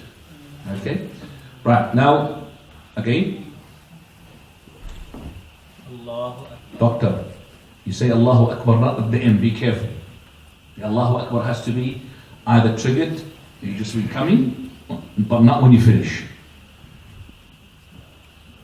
Allahu Akbar. That's better. So remember, don't say sit and then say Allahu Akbar. Alright. Now in that, between the two sajda, the following is dua, which is Rabbi ighfirli warhamni wahdini wa'afini wajburli, or Rabbi ighfirli, Rabbi ighfirli, Rabbi ighfirli. You can continue doing this. Now in that, between the two sajda, there are two ways of sitting down. This is the way which is the doctor is doing, which we call it iftirash. What he's doing now, he's putting his right foot in the upright position with his toes pointing to the Qibla, and the toes will be having space, naturally. In between them, the toes will have space. And as for the left foot, he is flattening it and he's sitting on that left foot of his. So that is the first type of sitting down between the two sajda. And there's another one, which is, we call it, what is that? Al-Iq'a. Al-Iq'a. This is the Iq'a, which we call it the Sunnah Iq'a. And this is, by our Shaykh Al-Albani, is to be authentic, even though that some of the shuyukh, like find, for example, Shaykh Imam, they don't really approve that because the hadith for them is not authentic. But this is authentic. Can you show it to me, Doctor, because I want to see it as well? That's the Iq'a. So that's the Iq'a. The Iq'a is not to separate between the feet and not to do the Iq'a of the monkey. Show them the Iq'a of the monkey. There's two ways. One, which is that one, and that is the buttocks is in between the 2 feet. And the other one, can you do that? The other one? Monkey. I know you're not a monkey, but no. Anybody like to do the second one? It's like that, brother. Can you see it? That's it, like that, brother. Like you. Yes. You're not a monkey, but you still like a monkey. This is the way. So that's a monkey, you see? This is not allowed in the prayer. So again, that's number 1 sitting, and the number 2 is the buttocks on the floor. That's not allowed. So the correct one, turn yourself please doctor towards me and do that. That is, and this as well, you're equalizing time-wise between it and the sujood and the ruku' and between the, and that is the upright position. Sami Allahu liman hamida rabbana lakal hamd. From the mistakes as well, the hands. When you put the hands, this is number 1 mistake. Let's just put the correct one. The correct way is that your fingers end up with your knees. And please join them together. That's it. Join them together. So your fingers, it ends up with your knees. The mistake number 1 is that they put, and by the way, your elbows, make sure that they are away from your thighs. They're not touching, are they? Okay. So the mistake number 1 is that they go down with your hands, that's it. Mistake number 1. Mistake number 2, that the elbows stick to your thigh. That's not right as well. It's not correct. Okay, doesn't say that. Anybody will add a mistake that the people don't invent one. You've seen somebody doing it. Huh? You see, like this as well. This is takhassur as well. This is really not right as well. You know, I haven't seen people making the proper takhassur. Have you seen people doing this? I have never seen it. But they call it in the books. They say it's a mistake. But I haven't seen that yet. So this one I have seen, the one that you just said. Yeah, exaggerating or going putting it to it, you know. Right. Now coming to the sajda, second sajda, the same thing. Allahu Akbar. You go to the second sajda. The brother, you want to sit down, sit down. The brother, you want to go, it's up to you. This is the second sajda. And same thing that you've done in the first sajda. Now, after that, get up, Allahu Akbar. No, you sit, get up. And this one just saying, how are you going to get up to the second rak'ah? Correct. By the way, the sisters, can't they see? No. I'm sorry, sisters, you know, you've been out of this, whole of it. It's not really right, it's not really fair. How can we just transfer to them? Okay, well, you're going to wife, but your wife has got other sisters to look at it. Sure. Really, they shouldn't be seen. They should be seen. That doesn't matter. Right, okay. It doesn't matter, actually.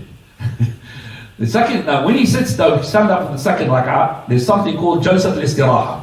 Jalsat al-Istiraha, the sitting of rest, to rest basically.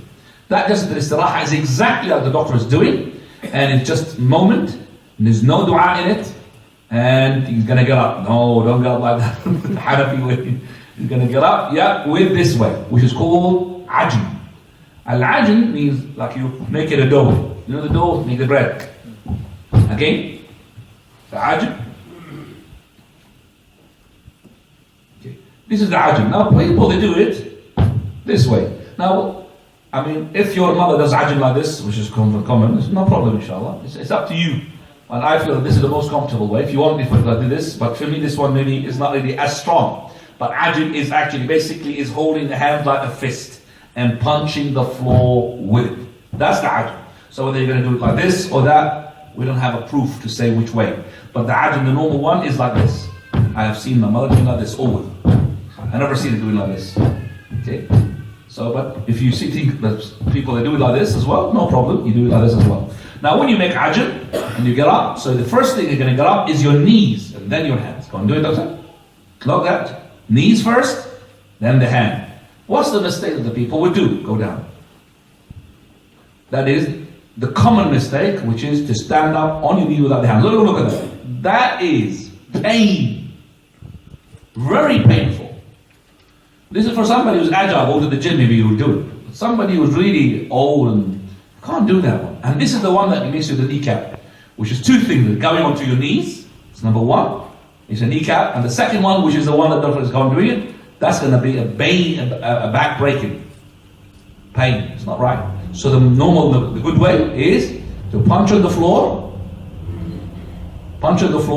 and get up. Knees first, and then the hands. That's the way to do it, and that's the comfortable way.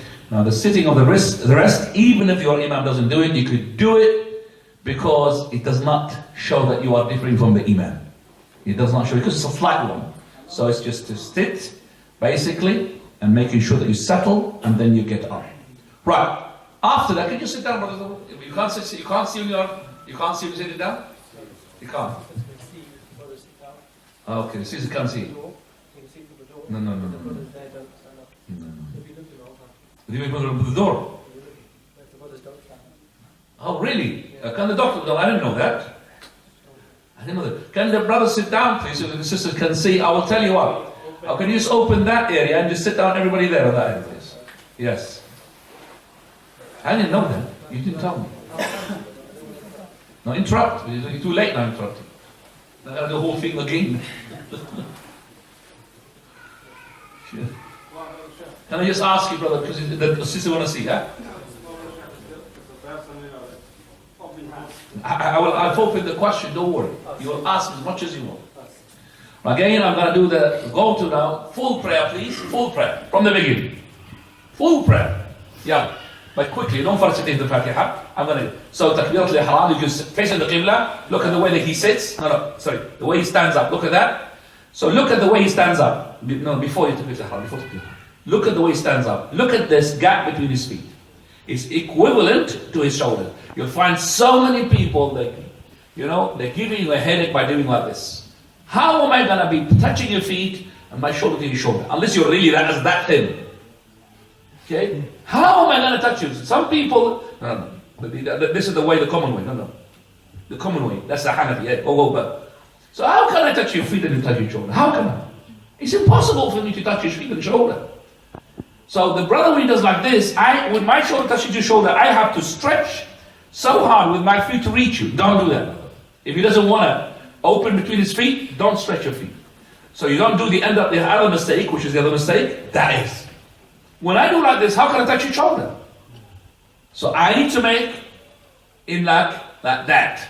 Correct. That is the way to do it. In the army, they teach us when you go to the army, is that the gap in between your feet, if you could just twist your foot like 90 degrees like that. That's it. Touch the other one. That's when you put the other one where. See? So that's the measurement. Yes. See? That's the army how they do it. And I'm not doing to do the arm and twist your foot and then you touch your arm. kneecap or something. I'm just telling you how so this is the natural way. Now, if it's the natural way, make sure as well my feet are with toes towards the Qibla. What the people they do? They stand up like a duck. Look at the duck. That's a duck, yeah. They're not the ducks. So how can I touch my knees to your ankles to your ankles? How can I do that? It's to be straight, as much as you can. So this is the way to stand up. Not the way which is, again, that's the normal way, isn't it? If I do like this, so the toes will be touching from the front, but the back one is absolutely with a big gap. Alright. So straight, like this. Correct, towards the Qibla. Now, Takbirat al-Ihram, you're standing before Allah. Allah is watching you. Allah, He is in front of you. Allah subhanahu wa ta'ala said in the hadith, قال لا يزال الله مقبلا على العبد في صلاته. So He's in front of you. He's talking. So what you are doing to Allah subhanahu wa ta'ala. No, go ahead. Allahu Akbar. So he went straight away from Takbirat al-Ihram up to the what? Right and to the left. He did not go Allahu Akbar and went down. No, Allahu Akbar straight away, right to the left. This is the way to put the right and the left, whether it is women or men, the same thing. On the chest. Don't do it like before. Please watch the part 1 of the video. I'm not going to go again, but this is the right way. Now, ruku' after Fatiha. Please, ruku'. Allahu Akbar. So now his ruku' is, at the moment, he's done it. He's raised up the hands first and then his ruku'. So you could do it together. Your Allahu Akbar, whispering with the hands. But watch now the ruku'. His knees is being captured by his clothes, like a claw. See that claw? If you can't see it, watch, show them. Can you rotate, doctor, to them? What are you doing? Rotate, rotate, rotate. Because people want to see you as well, not the side. No, doctor, rotate. That's it, so the people can see. So that is how you will catch your knees. Look at your elbows, there's a slight bending.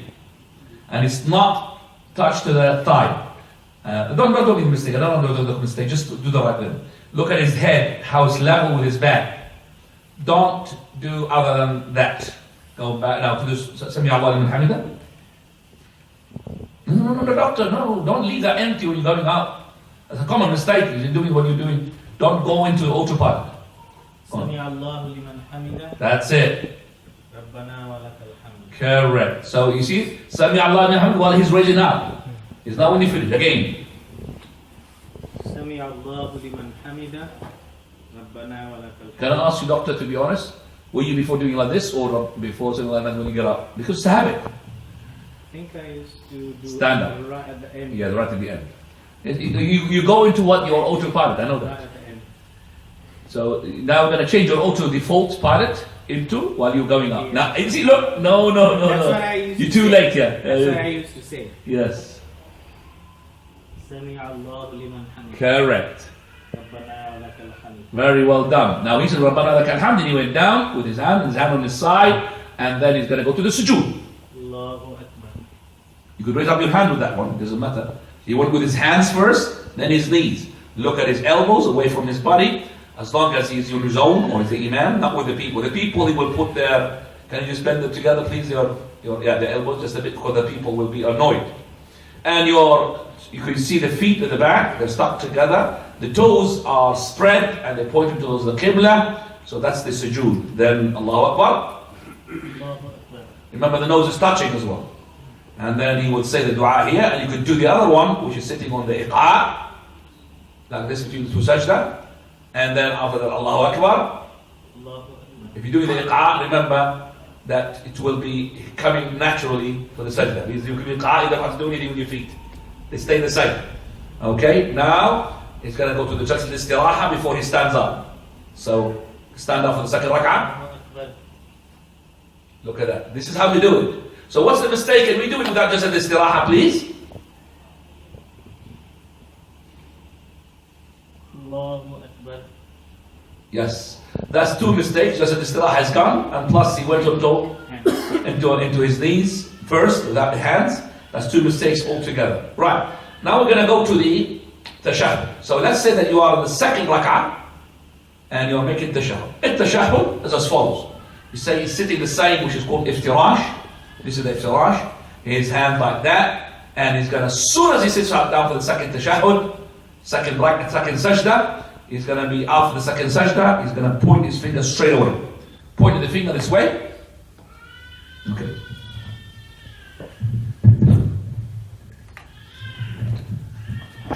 Right. This is the point of the finger. Look at that. He's doing it here. He's not doing it here, by the way. He's not doing it here. Because people, they do like that as well. He's doing it here. That's what it is. Because his hands originally was that. So what he does is just like this. Either this way or that way. This way. No, or that way. That's the only way. Now, towards the Qibla, and he is moving slightly. Like that.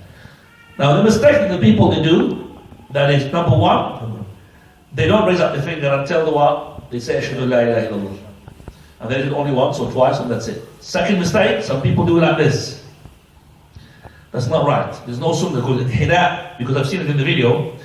That's not right. It has to be towards the Qibla. Your eyes looking at it, not your head. It's not like that. It's just your eyes towards the finger. Fingers pointing to the Qibla, and you are moving. Some people are doing the. Let me do it myself. Can you hold the microphone for you, please? Because I'm going to show some mistakes. And when I do it, I remember lots of mistakes. First of all, I'm doing now, this is correct everything, but I'm going to do the mistakes into the tashahhud.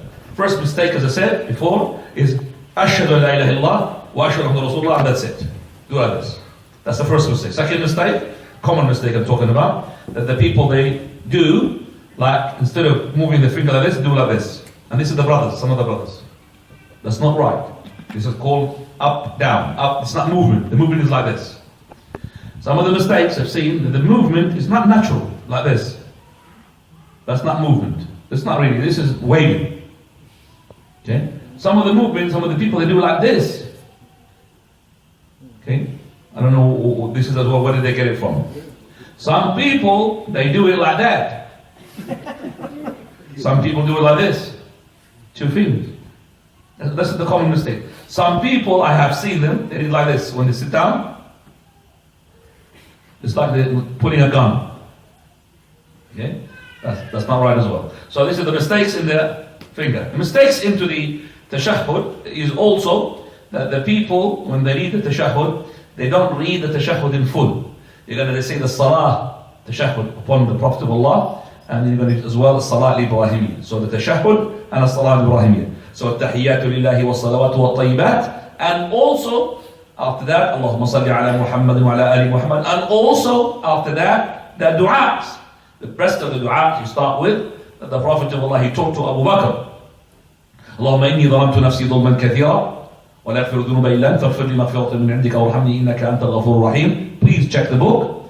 And the last one, اللهم اغفر لي ما قدمت وما أخرت وما أسررت. All of that in the middle tashahhud and the last tashahhud, no difference in between them. So this is the dua that you say in your tashahhud, whether it's the middle or the last one. Now also from the mistakes that the people they do, that they don't really look at their fingers. They look everywhere, but they don't look at the finger. You have to look at the finger all the time, all the time. And this is the finger is basically like a rod onto the shaitan, as we have said. And it's actually, you're making concentration on that finger, and while you're making dua. Remember, every time shaitan comes, what you do, ista'id billah, that's your left. Don't do like this. It's not like that. So, right. So that's 3 times to make sure that the shaitan will go. Right. After that, with the mistakes as well of the tashahhud, is we could say that the people they do like this. I've just said that. What else as well? Anybody would like to add to these mistakes? Yes? Somebody say like this. Yes, that's true. That is true. I've seen like this and that one as well, which is because it comes from the Moroccan areas, and Algeria do like that. I've seen them, which is making like a circle. That's not tahriq. This is not tahriq al-isba'. All right? So that's not. We've done this. We've done that one. We've done this. So which one I think? Please don't invent, please, the mistake that the people they do. Some people do like this. Maybe a person who's a jahil. I've seen people doing like this as well. Like that. Okay? No, you have to make the aql like this. Or like that. You have to be like what? Either this or halaqa. So these two always what? Closed. This one could be closed, or this one could be like this. So we call it 90. Like this. So this is the tashahhud. I remember in the sujood, a mistake which I have seen some people, they're very rare, but I've seen it. People do like that. You see them? Yeah. That's a jeopardization of the whole sujood. Straight away, your sujood is not accepted. Right. After we have done now the second, we go to the second rak'ah. If there is a third rak'ah, or the fourth rak'ah, there's a fourth rak'ah. The last tashahhud is exactly the same, except that you make tawarruk. What is the tawarruk? The tawarruk is basically you sit on your thigh, left one, and to make yourself sitting properly, you need to yalqamu. That is his knee. He was like you are, like that. Okay, and this has to be straight, like this. And my tashahhud is the same. This is like this. And look at my foot is like this, which is, I'm going to show it to everyone. These two, now there are 4 ways of doing this. 4 ways. Way number 1, which is the one like this. Way number 2 is like that. So the toes are what? Flattened. Way number 3 is like this, but this is in between here. Way number 4 is like that. I'm going to repeat again. Way number 1 is this way. Way number 2 is this way. Way number 3 is that way. Okay. Way number 4 is that way. Okay? So these are the 4 ways of doing this called tawarruk. In that tawarruk, what are the mistakes? Mistakes number 1, they don't do tawarruk. Mistakes number 2, what was that? Do like this. This is not right. What is wrong with it? That feet of yours is going to annoy the person who's next to you. That's not. It's supposed to be in line. It's supposed to be underneath. It's not supposed to be sticking out. If you stick out, you're going to annoy the person next to you. So you're not going to do that. See, people are doing this. You're going to see that half of the foot is outside. How are you going to sit down with that person? Because remember, you're going to sit. So I'm going to be like that, covering. And when you more practice, you'll do it. So maybe first time you're going to be doing like that. Okay, first time. But you're going to be, after practice, you're going to be, mashallah. So I just prayed now in the Maghrib prayer. MashaAllah, between the 2 brothers, Doctor, I think you, and somebody else as well. And it was really comfortable. Everybody, he's made his tawarruk. He made your tawarruk, you're happy. I made my tawarruk, I was happy. If you don't make tawarruk, another person is next to you, make tawarruk, you're not going to feel comfortable. Because when you make tawarruk, you tilt naturally to the left. So if he did not make tawarruk, it's going to be what? Pushing you. So he's be what? Naturally as well, he tilting to the left. Until the last one tilting to the wall. But when you tilt, you don't tilt like this. Tilt them just a natural, just a bit. But this one's gonna hold you all the time. I have now finished all the salah except for the salutation. Last thing is the salutation as follows. Salutation is done in the following 4 ways and no 5th way. You'll find Salah in Masjid, Hafidhahullah, there is a 5th way which is not authentic. Way number 1, which is you turn, and he has said, you say it while you're turning. No, you turn first, because you're saying it there. You're not saying it like this. Turn first until your cheeks is showing to the back. So, if you did like this, your cheeks is not showing. It has to be like this. So, Assalamu alaikum wa rahmatullahi wa barakatuh. And then you turn to the left. Assalamu alaikum wa rahmatullahi wa barakatuh. But you have to be put on the side of it, please. Assalamu alaikum wa rahmatullahi wa barakatuh. So this is the first way. No, sorry. This is the wrong way. This is the Shaykh Murajjid way, which is not right. Again, I'm going to do the wrong way. Assalamu alaikum wa rahmatullahi wa barakatuh. Assalamu alaikum wa rahmatullahi wa barakatuh. This one, You'll find in Sunnah Abi Dawood, but Shaykh Al-Albani says, Shadda, it's not right. So this one is not right. And I believe that if he knew what Shaykh Al-Albani was saying at the end, I don't think he would do it. He will not be saying it. So the correct one is, the number one is, Assalamu alaikum wa rahmatullahi wa barakatuh. Assalamu alaikum wa rahmatullah. That's the complete one. Second one, Assalamu alaikum wa rahmatullah. Assalamu alaikum wa rahmatullah. Same ones, which is lots of people that do it. Third one, Assalamu alaikum wa rahmatullah. Assalamu alaikum. So I took rahmatullah here. You can see here always you will find either equal or the right is what? More. Always Allah's messengers has to which under the what? The right. Always the writing of the right is always more honorable. That's why. Third, so the last one is no turning. It's just slight tilting. So it's not turning like this, it's slight tilting like this. Assalamu alaikum. That is the last one. Assalamu alaikum is the last one. So now what are the mistakes? Mistake number one is the tilting of the head is not complete. So you say Assalamu alaikum. Assalamu alaikum. This is the new fashion of the youth. Lazy salam. Say Assalamu alaikum. Assalamu alaikum. Where is your cheek? You have to turn. Assalamu alaikum wa rahmatullahi wa barakatuh. Assalamu alaikum wa rahmatullah. It's not like this. This is lazy. The other one, which is the brothers who are keen to do it, but they don't know the sunnah, so they exaggerate of doing it. And there's a number of ways of doing it. Number one, that is a person who says, Assalamu alaikum wa rahmatullah, who looks at the back of the brow. And it's Assalamu alaikum wa rahmatullah. That's mistake number one. Mistake number two, some people, they are actually tilting the neck with a movement. So there's this, and I've seen it, this is people following the films actually, movies, you know. So, Assalamu alaikum wa rahmatullah. Assalamu alaikum wa rahmatullah. It's being taken from the Sufis, by the way. Because the Sufis say Allah, Allah. You understand me? So it's been taken from them. So, Assalamu alaikum wa rahmatullah.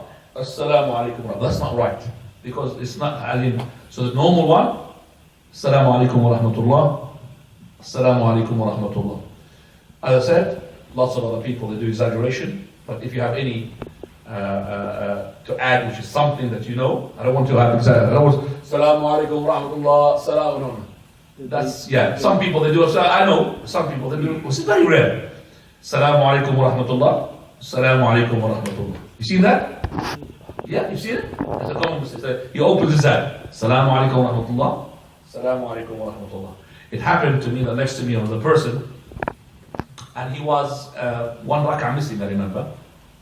And I was next to him. I finished my prayer, I was doing an adhkar. So he finished next to me, I remember.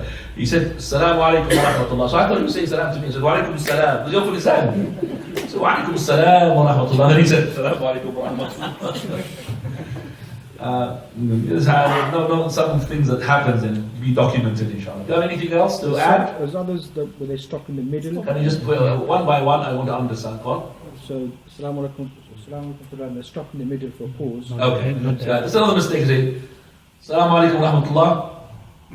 Assalamu alaikum wa rahmatullah. That's the wrong as well. Jazakallah khair. Yes? Some people salam to the shoulder, not to the side. So some people say Assalamu alaikum wa rahmatullah.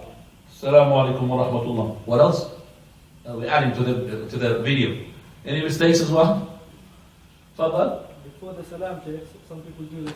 Okay, some people is it? Lots of people. I mean, khalas. They lift the hand. Assalamu alaikum wa rahmatullah. Salam. But the Shia, Rafida, they don't say salam. They do like this. Do you know what they say? What they mean by this? Khan al-Amin. Jibreel salam had made the khiyana, the treachery, by giving the Prophet to whom? Prophet to Allah sallallahu Khan al-Amin. They don't do salam. They never do salam. The Shia, the Rafida. Taib. Jazakallah khairan. Anyone? Hang on a second. You want the adults? Just the adults, please. Okay, for the sajda? In sajda, we mentioned the mistake of like the dog, but the Hanafi women are actually told to pray like that. Okay. of praying. The women are being made, can you just ask you for the sisters to be made like that, to be praying like this, yeah? Yeah. It's to be on the floor as well. And The floor. sit on it. Can I show you? Yeah, sure. Start the raise. Yeah. Can I just ask you to just open that path always? Okay, to do like this. Properly sit like You mean have to cover this area? Okay. No, they don't. You see, problem is, I will tell that the sisters, they pray with the sisters. They don't pray with the men. They're not supposed to pray in the presence of people who are strangers, unless they have been pushed. They're not supposed to be making people behind them to look at them, because the sisters are an object of temptation. I'm not saying object as a matter, but I'm saying that they are temptation. And that's why they should be covered. They're not supposed to be showing anybody who's behind them. This is Allah subhanahu wa ta'ala how He created us. So we have to make sure that we are covering those points that would bring, the lust of the man. Now, any other thing? Further? Question, Sheikh. Yes. If you're praying on a chair, what should be the position of your feet and your knees in your sujood? And between the sujood. Okay, I'm praying on a chair. Can I bring a chair, please?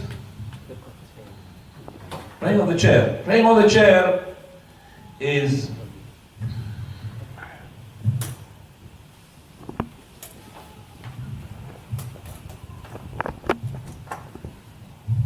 praying on the chair is not allowed in the obligatory prayer except for the person who cannot sit and make prostration.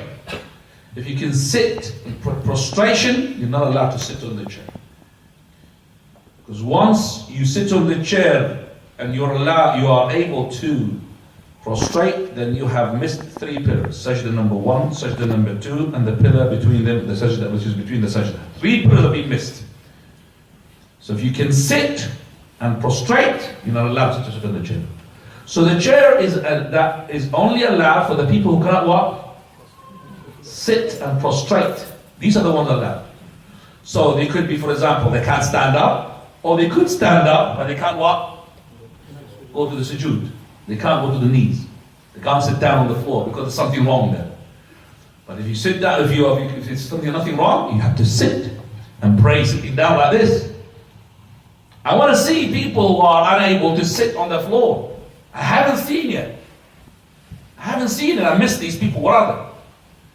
I'm just seeing people chair. The chair phenomenon now. It's really gone so much extreme these days. So where are the people sitting on the floor? They can't. So even if they are, let's say that there are people who they can't stand up, then we'll say to them, sit down on the floor. As long as you're comfortable like this, and you make prostration. And you can't make prostration like this, you could make prostration onto your what? Onto your side, like this. Or onto the back, like that. So these are the people who are unable to do it. So the chair is only for the person who cannot sit. If you can't sit, you can't have a chair. If you're on the chair, then there are two ways. Either that you can stand up, or you can't stand up. If you can't stand up, then you're going to be sitting on the chair in line with your body with the people. And that is comfortable to everybody, even to the one at the back, because you're not causing them any trouble. So if you are not standing up at all, you can't stand up, so you sit in the chair like this, and you make takbirat al-ihram when you are sitting down. But if you stand up, you're not allowed to make takbirat al-ihram sitting down. It's not accepted. So your body will be in line with the people. That means that the legs of the chair and you see that body of yours standing up is in line with the people like this. Can I just ask you and you? Can you get up? Stand up. Look, you're praying next to me. So you are one side here, one side. Okay, here's one. Okay, so that's it. So I'm between them, like this. So my shoulders and parallel to their shoulders. Okay, that's how we pray, and it's comfortable for the people behind me as well. Now, in that position, sit down. In that position, sisters come here. In that position, I am going to be doing the takbirat al-ihram, Allahu Akbar, exactly the same, Fatiha, Surah, Ruku', hand on the knees, and look, same thing, holding with the cloak and doing Ruku', Now, Sami Allahu liman hamida. Sujood, no glow now. I'm going to put my hands, not like that. Not like that. This is not right. You're not holding on the air. Lots of people are doing it. You're like this, on your knees, sujood. So your sajda is lower than your what? Your ruku. This is slightly. Don't exaggerate because you don't want to break your back. That's sujood, and that's ruku. Sujood, and that's ruku. Sorry, ruku, and that's sujood, bit low. Right. Well, the mistake that the people they do, they bring to themselves something raised up in order to make sujood on it, like a table. Especially in the aeroplane. People that they open the tray for their food and they start putting prostration on it. It's not right, actually. Okay? It's not right. Either you go and stand up and look for a place to stand up and pray in the plane. If you can't, then you pray like this. That's a sujood, not to put something on top of it. And there is as well, I just said to you before, the bid'ah chair. The bid'ah chair, they call it the sajda chair. And you will not believe that. Huh? Have you ever seen that space chair? You haven't? Okay. Let me just show it to you so everybody can see what I'm talking about. I'm putting it here into funny religious pictures. So religious pictures, religious images. Okay. That is sujood chair. Can you see it? That's a bid'ah. That's not right. They're making it so the people can't. You see it? That's not right. Okay. Right, okay. Now, finish now with if you stand up. Now, the person who could stand up, he could stand up, and he cannot sit. So you're going to make the ihram standing up, but now, here we go. When he stands up, he has to be in line with the people. So he has to be like that. Not in front of the people. And his chair is lining up with the people. It's not like that. Well, how can he make the ihram on his own? So it has to be like this. Now this is where the people are going to be, when behind him, a bit struggling. Because it's taking some space. But it doesn't matter. Okay, we put behind him, small children. So he's standing up like this, feet to feet, not chair to chair. Or feet to the chair.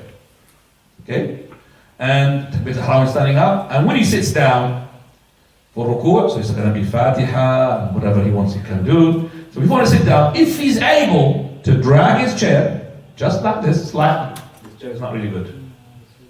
This is not, you can't pull this chair at all. This is not rubbish. But when you pull it, it goes insanely. It falls. So you pull the chair a bit, and then you line up yourself like this. That's if you can. So the people behind you will be happy now to prostrate. If you can't, it's up to you. I mean, لا يكلف الله نفسا إلا وسعها. Allah just gonna burden. Yes, that's what I'm saying.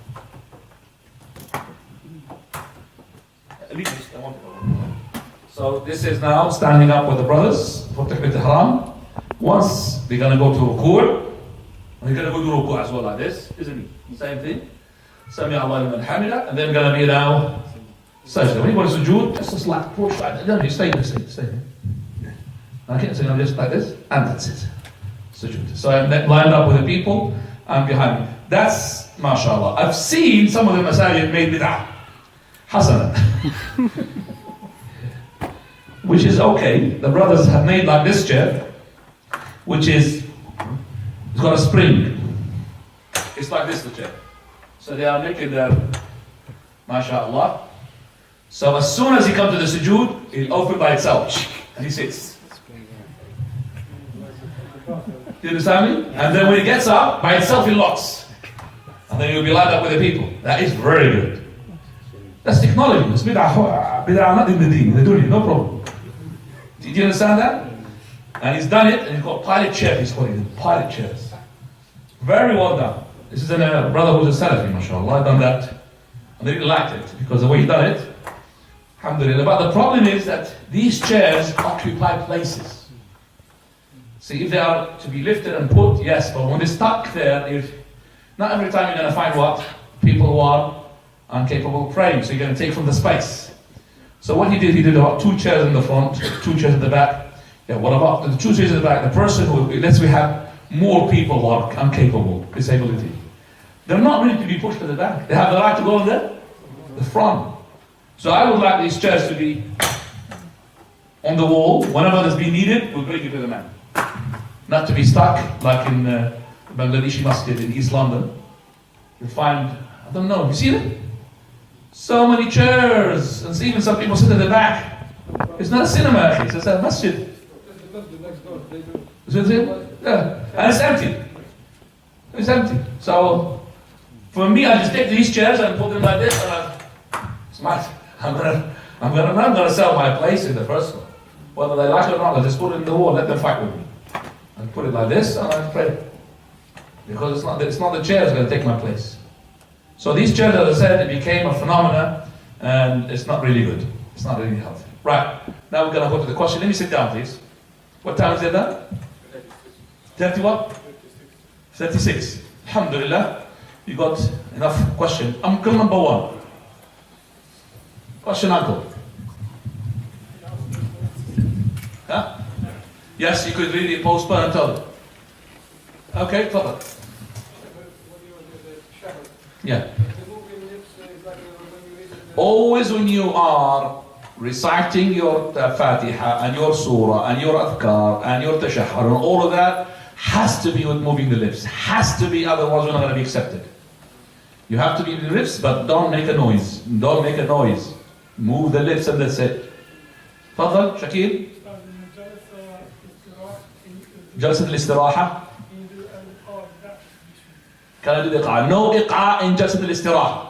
Only iftirash. Okay? How do you make sujood of the Tarawih? I've never seen that we have come to the point where the people they have to prostrate at the back. I haven't seen it yet. Okay, so I don't think they will be comfortable. They're not going to allow you just to prostrate on their back, basically. You understand me? So we have, alhamdulillah, enough space outside, and I urge the brothers here that you have enough space not to start praying next to the Imam. The Imam has to be on his own. The Imam is not comfortable, ikhwan. This is not right. From his right and his left, yes, I have told that before, it's in case of, like for example, Jumu'ah. But in the case of Taraweeh, not every night we have what? Full Taraweeh. Especially after the 4 rak'ah, lots of people leave.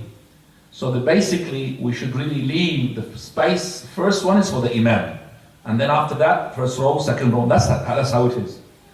Only in the extreme, like the Jumu'ah because we don't have, otherwise we're going to make another Jumu'ah. So that's okay. But this is in Taraweeh, first night and second night, and after that, they're going to be normal. And you're going to come the last night in Ramadan, maybe you're going to come just the 27th night of Ramadan. Aina. Alhamdulillah, we have the outside as well, where the park there, inshallah. And when we have another floor, inshallah, with the extension, inshallah. When is the extension? Very soon? Inshallah. So we're going to have it before next Ramadan? Khalas. I'll take away your word for it. طيب. تفضل. Brothers who, for example, when you come out of the sujood, like you said, with a fist. Those who open one. With the open one, it's not right. But it's correct. I mean, the prayer is not jeopardizable. We don't jeopardize the prayer unless there's a pillar has gone. Like the sujood, you did not put the 7 limbs. Your feet are flying. That's not accepted. Or your awrah is showing. It's not accepted. But something like this is to deduct from the wall. The prayer is accepted. Okay? Otherwise, we're going to invalidate lots of prayers here. Be careful. Now, Tfaddal. Uncle, do you have any question? How do I make my intention? My intention, uncle, is just basically I know what I'm doing. That's all. How do you make your intention, uncle, when you go to the toilet? Because there's something pushing, isn't it? Same thing with the prayer. Something is pushing you to come to do the prayer. You don't stop in front of the toilet, hang on a second, let me make my intention. No. So you know you're going to the toilet because you need the toilet. So you come to the prayer, you do the prayer because you need to do the prayer. That's the intention. So I know what I'm doing. And I'll give you a simple example to distinguish as well. When the person is making his, let's say, ghusl. So, person who is, I'm sexually defiled, I'm on janaba, I'm going to make a ghusl. So he is now the moment, because he was with his wife or whatever, and he wants to make ghusl, intention is there is to remove the janaba. But let's say he forgot he's got the janaba. And he said, I'm smelly, let me go and have a wash. And he did not recall the removal of the janaba. His wash will not be accepted for the removal of the janaba. You understand me, uncle? Because he forgot to do that. He just did it because he smells. He wants to have a nice smell. He wants to remove the dirt. But it has to be in the back of his mind, and he wants to do the janaba.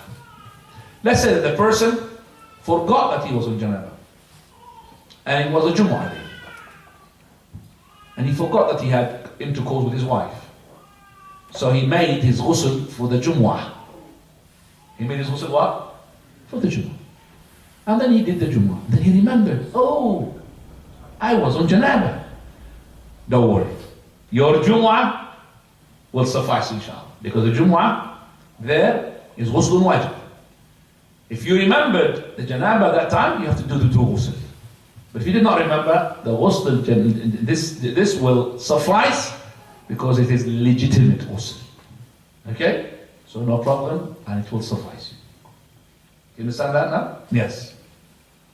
When we make the sujood, we keep the fingers together, we want The thumb, if you can keep it with it, keep it. But some people, they find it difficult. So, all of them together, the thumb unit. Now, you can't do the tawarruk. You can't do the tawarruk. If you can't do it, if you can't even do the sujood, so no problem. So what about the tawarruk? So no problem. لا يكلف الله نفسا إلا وسعها. So you have to really make sure that you are able. If you're not able, then فاتقوا الله ما استطعتم. Now, تفضل يحيى. Pointing the finger is not going to be implementing the hadith of Prophet ﷺ, كان يحركها. When you point the finger, you exit with the salam. Oh, when do I stop my finger? Do I stop it before the salam or after the? Is that what you understand? So your finger kept to, from the we said, as soon as you sit for the tashahhud, your finger is up, and then your dua and everything, and that finger is coupled with your dua. So when your dua is finished, your finger is what? Finished. Your dua is finished, so it's finished. So, salam alaikum, salam alaikum. You understand me? If you keep it pointed and you give the salam, You keep pointing to the salam, this is like, is your salam dua? Because some people they call it dua, because there's a difference among the scholars as well. So that is why I have seen as well some student knowledge, they keep doing like this, because they are what? But I say that this is for the dua in the prayer, not the salutation. So I've seen our Shaykh Al-Albani, he will put his finger down and then he salutate. Okay? Now, Zakallah. Fadal Khattab. some people raise their About hang on. I got 2 minutes, please. Spare عليه؟ 56. لا استاذ طب يلا 2 minutes. Some people raise their finger between the two sections. Okay, very good. Some of the people that raise up their finger between the two sajdas. I have seen that even from students of knowledge. That is not authentic, and raising of the finger is in the second sajda, after the second sajda, not in between the two sajda. Another question? That's it? Just an istiraha, yeah, because it is because every time they sit, they make the tashahhud. Yeah, we've seen. Now, if this is any questions?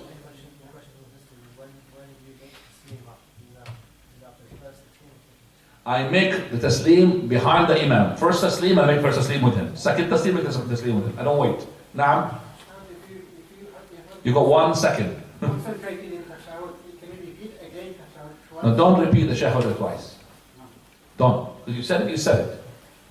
Basically, you're not concentrating, you're going to be repeating lots of things. Now, Fatiha, I'm not concentrating, let me repeat the Fatiha. It's endless. Don't listen to the shaitan. Okay? Keep repeating Fatiha and then everything. And then you ruku', I'm not concentrating because you're going to repeat the ruku'. Be careful. Alright? جزاك الله خيرا. سبحانك اللهم وبحمدك. أشهد أن لا إله إلا أنت أستغفرك وأتوب إليك.